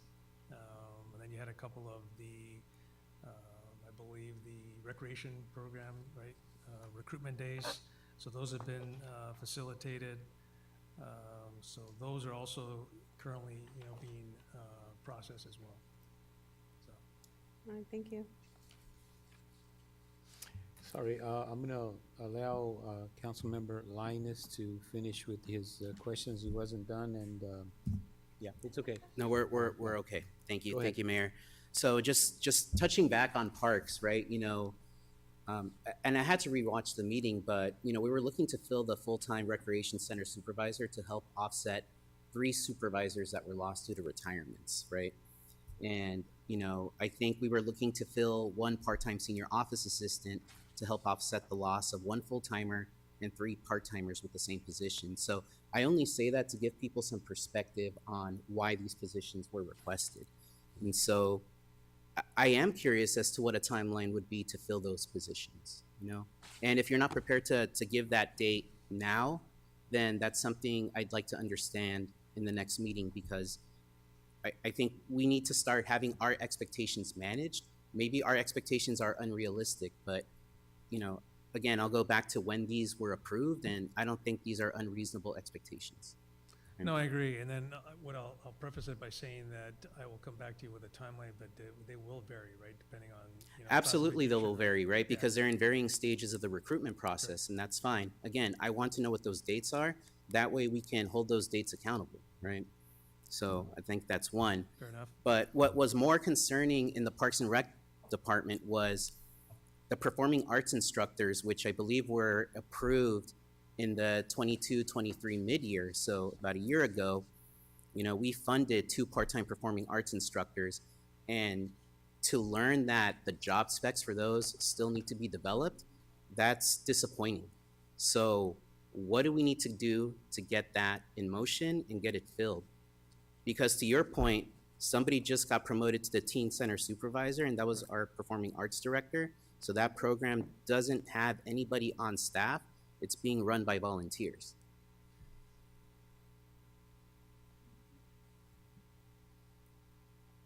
So let me ask you, as far as the timeline is concerned, do you want to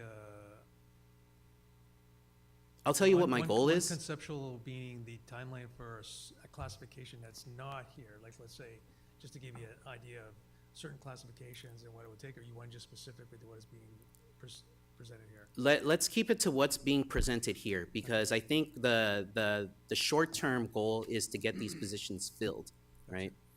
And I think as you share the timelines, because they're in varying stages and varying phases, maybe we'll get a better sense of how long it truly takes to fill these positions, or to fully understand what the process looks like. Okay. And maybe it's a question we ask as we fund positions moving forward. Okay, when are we looking to get this filled, right? What does that process look like? So Yeah, yeah, so let's figure out the performing arts instructors, the 2 part-timers. Who develops those job specs? Well, it would be a collaborative effort with the department, right, which would be Parks and Recreation and HR. Can we work on that ASAP? Pardon me? Can we work on that ASAP? Absolutely.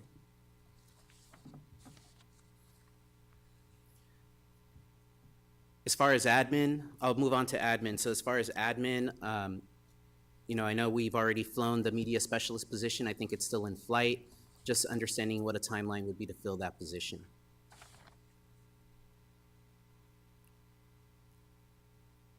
Now, let me ask the city council, would it be helpful if, going forward, that we provide you with some sort of, matrix, you know, let's say on a weekly or maybe bi-weekly basis, to give you an idea as we move forward as far as each position? I think it would be a good idea to keep us all in the loop on all of these positions that we've approved, absolutely. Okay.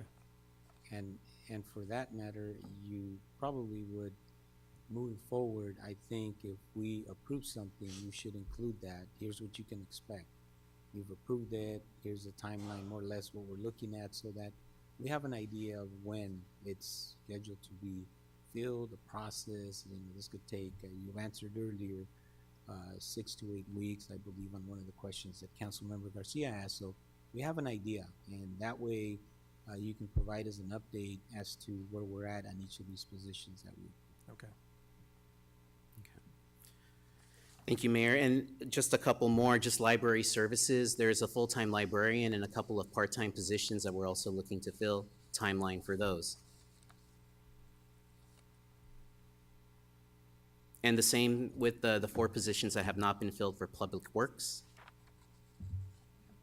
and planning. Yeah, and I also would like to understand why the permit tech position has been placed on hold. So, as a result of the ongoing investigation that has taken place, I feel it prudent that we bring in a contract employee until the investigation comes to a close. And then at that point in time, we would bring on a full-time permit tech. Okay. I just don't want to muddy the waters at this point in time. Okay, so can we understand also a timeline on bringing in that contracted employee? Okay.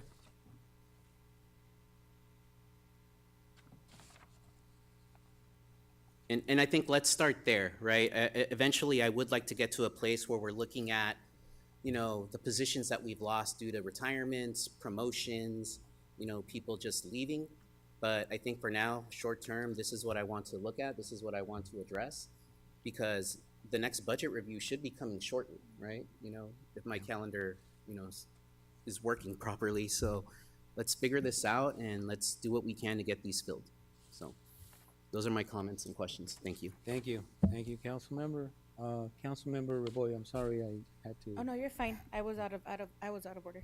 No, it was just a general comment. I was piggybacking off of Councilmember Lainez's concern about with the position in HR, right? I mean, it seems that if it was needed back then when the director was here, now that the director's not here, I would think that it's needed even more, right? If they're down one working one employee in that department, and if we want to bring the YES program back, right, we have very little time, and if you're saying that staff there is telling you that they can do it, right, I think that we have to support them with that position, so that it can be done, but that it can be done properly, and that the rest of the items that were just mentioned right now that we're moving,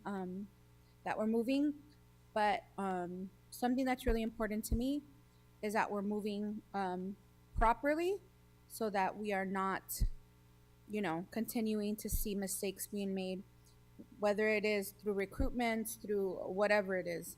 But you know, if they're saying they need the help, then we need to support that. That was it. It was just a general comment. Thank you. Thank you, Councilmember. Councilmember Linus, thank you for requesting this item. I thought it was a good item to have a discussion on. It's unfortunate that we have to have it in at a council meeting, but I know it warranted based on the amount of time that's elapsed and the ongoing problems that, of course, we've had in filling these. And, you know, we are getting a lot of requests. hey, what's the status? And, you know, I mean, we've gotten different requests related to, hey, you know, shortages in HR and different comments have come about. But thank you for putting it. I think this puts it right front center, and we'll get it addressed. And as you said earlier, we'll put a target and boom, let's hit it. You know, so I like that. Okay, thank you, Vilko. I think we have clear direction on this item. And at this time, I believe it's just a receive and file with the comments that were made at this point. So I'll entertain a motion to receive and file. Mayor, I would like to make a motion, but I'll make a motion to receive and file, but also get an update. Can it be done by the next meeting? Do we need 30 days? What do we need, Vilko? No, I mean, I can come back to you at the next meeting, you know, to give All you right, an so update, let's, I'll make a motion to receive and file, but get a follow-up to our questions in the next meeting. So we'll receive and file with an update. Thank you. We have a motion. Is there a second? We have motion I'll and second. a second. Any opposed? Seeing none, motion passes. Thank you. Okay, and this takes us to ordinances. And we have item number 9, adoption and second reading of an ordinance amending Commerce Municipal Code Chapter 2.040.050 related to city manager position. Is there? Mr. Mayor, this is the second reading of the ordinance related to the city manager position, and it was unanimously approved for the first reading and introduction at the previous meeting, and staff recommends adoption and second reading of the ordinance at this time. Thank you, and we need to open the public hearing on this, is that correct? No? No, This- Mr. Mayor, this one doesn't require a public hearing. Oh, okay, so we can just move forward with approving the item, okay. Okay, is a motion in order with regards to item number 9. Let me get over to item number 9. I'll So- place the motion. Okay, and so Related to we're city manager. basically approving staff's recommendation with regards to adoption and second reading, read by title only, and waive the further reading of the attached ordinance entitled, an ordinance of the city of I'm sorry, I'm actually doing some of your job. Lena, please go ahead. Oh, my God.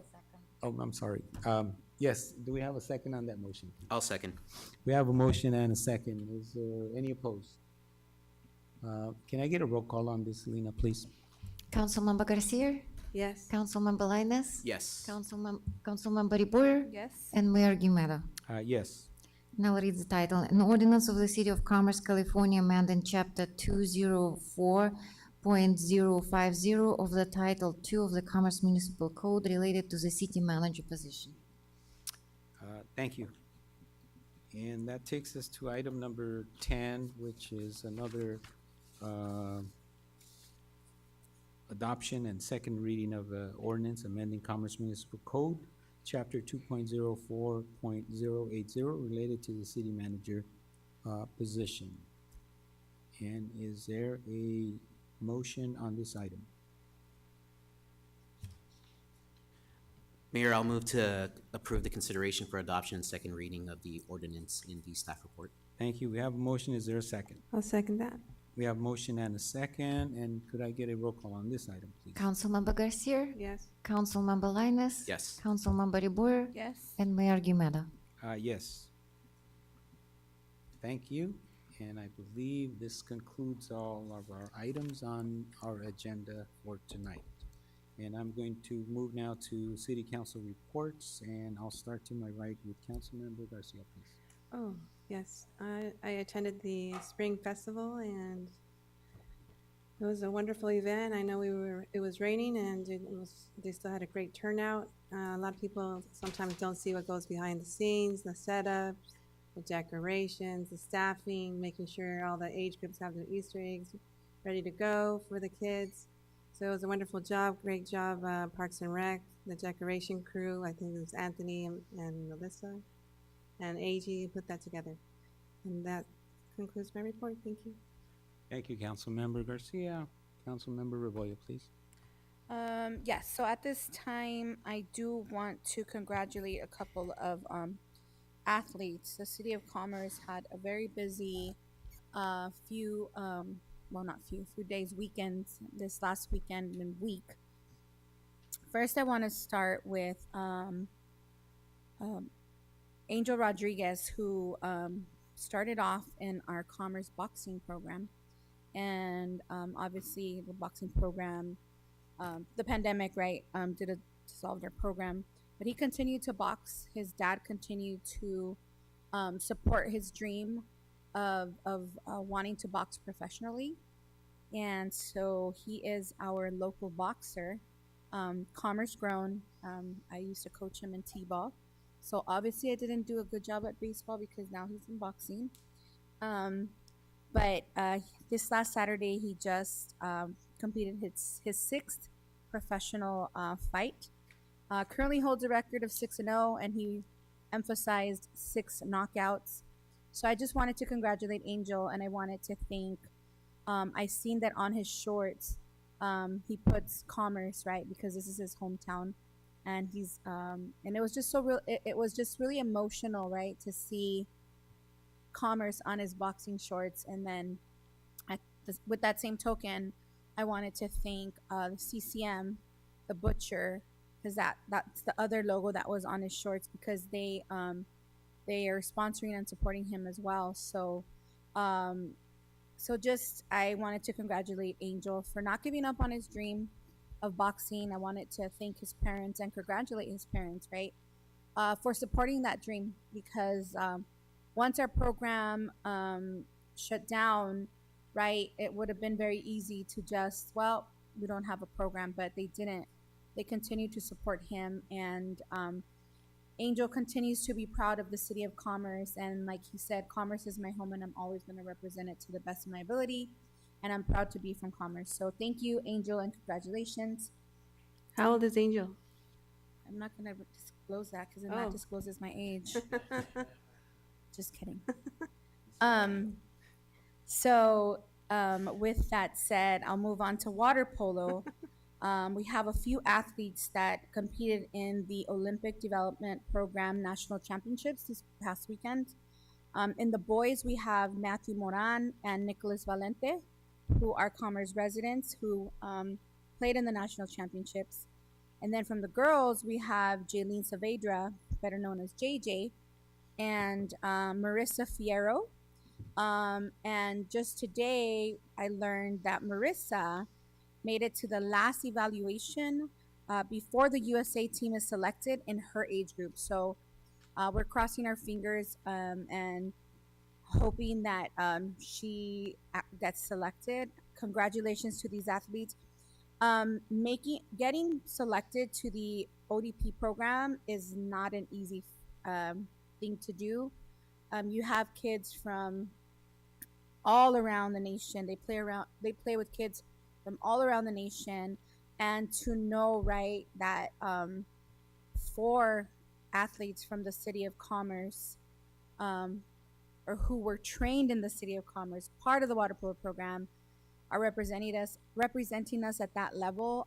It just brings a lot of pride to our community. So congratulations to those athletes. Commerce Crush was just in Vegas at the Red Rock Review, and I believe it was the 12s and the 14s, because this weekend the older girls go up there, and they did really well. I believe it was the 12. I want to say it's the 12s or the 12s that started from like a low bracket and got moved up to the gold bracket. So they're doing phenomenal. So congratulations to Commerce Crush, and to the coaches and to the parents, right, that travel across the state to support their athletes. And let's see, and that's it. Spring Fest. I know everybody's gonna probably say a little bit about it, but had a lot of fun. The rain didn't stop us, so congratulations to Parks and Recreation for once again just figuring it out. I think that if Parks and Rec had a magic wand, they would have probably turned off the rain. But they kind of did. They put harps everywhere, and they made magic happen in the City of Commerce. And thank you to the community. There was a lot of members of the community that came out with their umbrellas, with their raincoats, with their rain boots. So thank you, Parks and Recreation. Thank you to Park Maintenance. I mean, they were out there just, you know, making sure that everything was safe, clean, in the rain. They're out there doing their job. And like Councilwoman Medea Garcia mentioned, right? There's so much that goes on to put on these events. And so, yeah, thank you to every single staff from the organization, idea part, to the execution, to the cleanup. Your work doesn't go unnoticed. So thank you very much. To Councilmember Lainez, happy birthday. He just had a birthday in the past few days, so happy birthday to you. Happy Easter to everyone that's coming soon. And then just very quick promo. We will be having our very first, really excited about this, our very first Crown Day, which is a day of empowerment for the young ladies of the City of Commerce. Councilmember Garcia and myself organized it with, in partnership with the female engineers of TransTech. So we're really excited. This will take place during spring break. You can register on our social media platforms. And that's it. So with that, I thank you. That's it. Oh, also, thank you, CCM, who wanted to donate Easter baskets to the children of our community. So we're assisting them with that because, you know, I don't have, because my plate is not full enough, right? So make sure that you're following my social media platform. Registration's there. Thank you to Team Rebollo and our team of volunteers that just, you know, just make it happen. So with that, happy Easter, and God bless everybody. Thank you. Thank you, Councilmember Rebollo. Councilmember Linus. Thank you, Mayor. Thank you, Councilwoman, for the birthday wishes. I was trying to keep that low, but to no avail. Only one thing to report. I attended the Neighborhood Watch meeting at the Village a couple of weeks ago, and I really want to thank our Public Safety Manager, Justin Edson, for working to coordinate that. You know, he had a gentleman from the American Red Cross that, you know, informed the community of some of the resources that they're offering, like free smoke alarm installations and a couple of other things. So I think that was really valuable. I also want to thank Ralph, who was there, Rebecca, our CSOs, East LA captains Kusayanagi and Captain Dean. And mostly I want to thank the community for being out there. It was a well-attended Neighborhood Watch event. The residents were vocal, but I think that's important. It's important for us to understand what their concerns are, you know, what they would like to see fortified and strengthened. And I think for me, you know, and I think for everybody who was there, I think it was really informative and it gave us some action items and things to do. So just wanted to thank everybody involved for that Neighborhood Watch meeting, and that's it. So thank you, and that's all I have to report.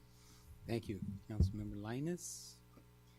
And I just wanted to report on attending on Wednesday, the 20th, California cities. Of course, I represent the cities on our city, the City of Commerce, on gaming activities, and you know, it's just important for us to continue to remember that, you know, it was SB 549 that we were really worried about, and now it looks like there may be another bill that's going to be introduced that is going to once again try to affect gaming in you know, with the car clubs, which affects not only the city, but our city, but other cities as well.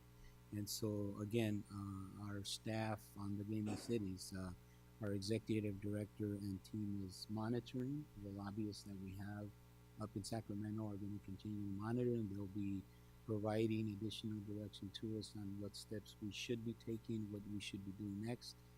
So we'll kind of keep you posted on that. And I know that Vilco has had some discussion, I believe it was this week, that he's had with the executive director. We're going to keep in closer contact with regards to, you know, what we should be doing next. But again, it's just something that we need to keep an eye on, because obviously the impact to our community and others can be very significant. So we need to keep an eye on that. It was a good meeting that we had, and we got an update on that. Other than that, just routine items that we generally cover during the meetings. But that was of more importance to me that we stay on top of that. Of course, I also went on Thursday, the 21st, attended LAPD at the LA Police Headquarters, and I attended their Street Racing Kills meeting, and they have representatives from traffic, from the district attorney's office. They had representatives from different cities. I'm trying to remember, Paramount was one that was there. Of course, I was there representing Commerce, and I'm trying to remember what other city was there. But bottom line, it's a collaborative effort of, sharing information, having discussions about what we could do to be more effective, and learning from each other and from LAPD. They seem to have been doing a really good job trying to basically stay on top of things, and also getting some individuals to prosecute them. And part of what they were discussing and sharing with everybody in attendance was, hey, don't pay attention to the little things. In other words, let's say somebody's involved in an incident here, for instance, here in Commerce, or any other city, right? But maybe they already had tickets where they were cited for this very event. Now that could be used against them in court when they can just say, well, I did not know, this was my first time. Well, it wasn't. You had multiple times that you were stopped.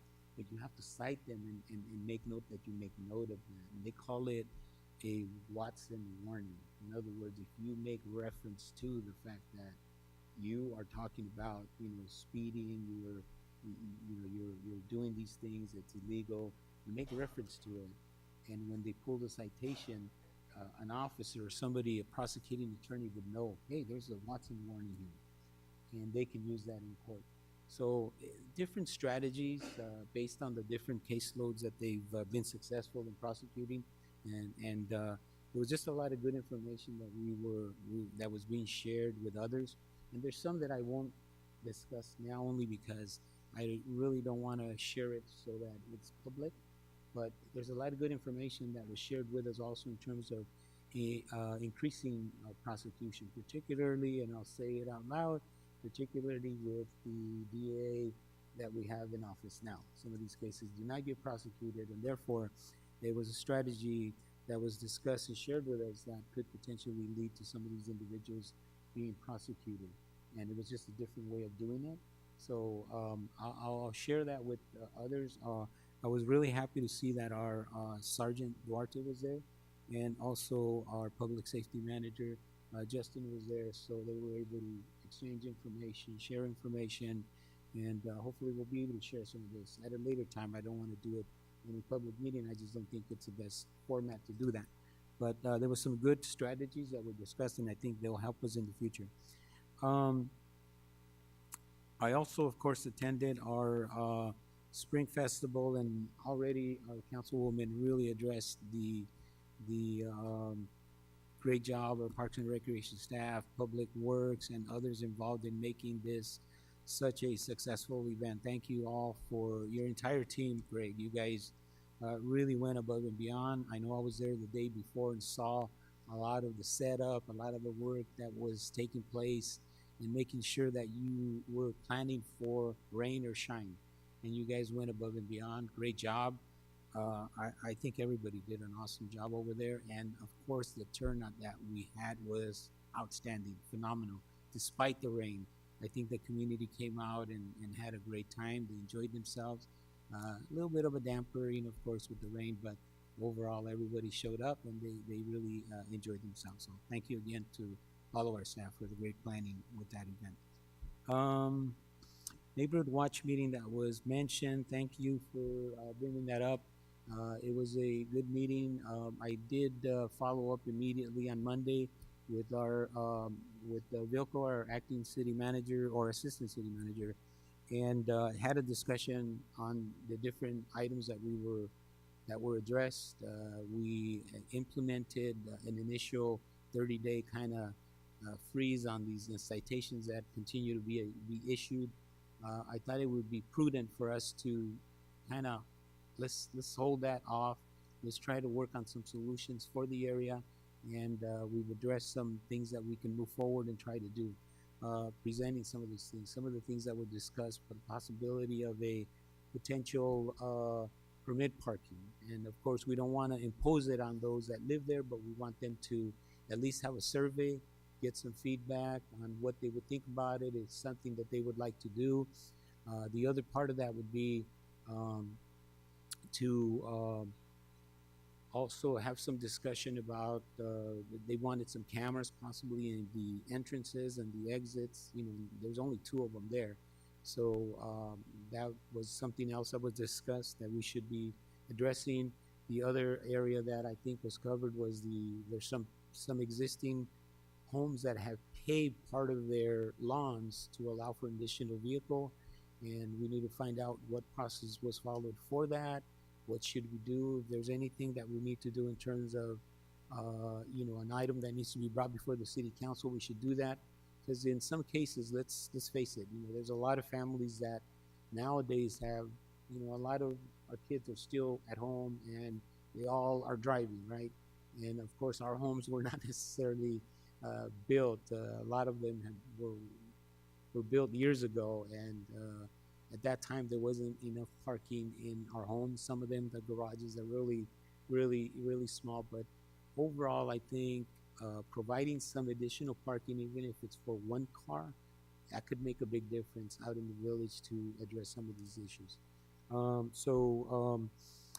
Anyways, I just want to make sure that we follow up on that, because remember we said for 30 days we would not be issuing some citations, and we wanted to be clear on, meaning that we're not going to be issuing them and for the purpose of why we're not issuing them, and that is, you know, for parking their cars on their lawn, I believe.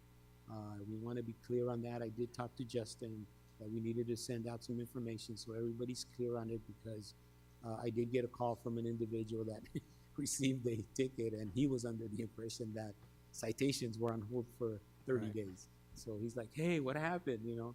So I said, you know what, we just need to clarify this before we have any citations issued there. We need to get this clarified so everybody has a clear understanding of exactly what we're holding for 30 days.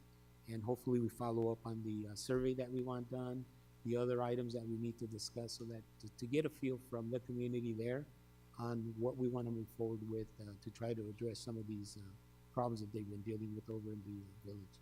And I want to thank also Stephanie Munoz and others in the area in the village, because they were they've been very proactive. They're quick to, we had somebody out there in the village that was walking sometime in the early morning, trying to get in people's homes, checking the doors, knocking on the doors, and they were quick to post that on Facebook, and that was also part of the discussion. So I'm really glad that you know, they're out there working, and that's part of what a neighborhood watch meeting is about, sharing and working with the rest of your neighborhood to make them aware of some of the things going on, and also the other issues with parking and other issues that have been discussed at the meeting.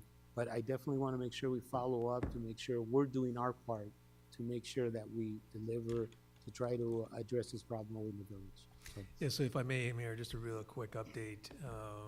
Pamphlets will be going out to the Rosewood Village stating just that. I received a draft survey from Justin and Ralph yesterday, so I'll be sending it out to the City Council for any edifications, and then when, you know, you provide the feedback, we'll finalize and send that out to the community as well. And as it relates to the driveways, we're also looking at potential different options and how to address that. So that one will have to come back to the City Council for your approval. Great. Yeah. Thank you. Appreciate the update. And I also want to thank my colleagues who were in attendance at the neighborhood watch meeting. Thank you for being there. I believe that concludes my report, other than happy Easter to everybody. I hope you have a wonderful weekend and stay dry. All right, and that concludes our meeting. Thank you. Oh, my apologies. we have an adjournment here, I'm sorry, and we'll be adjourning in memory of Alice Castillo, former city employee in our finance department. Thank you. All right, we are now adjourned.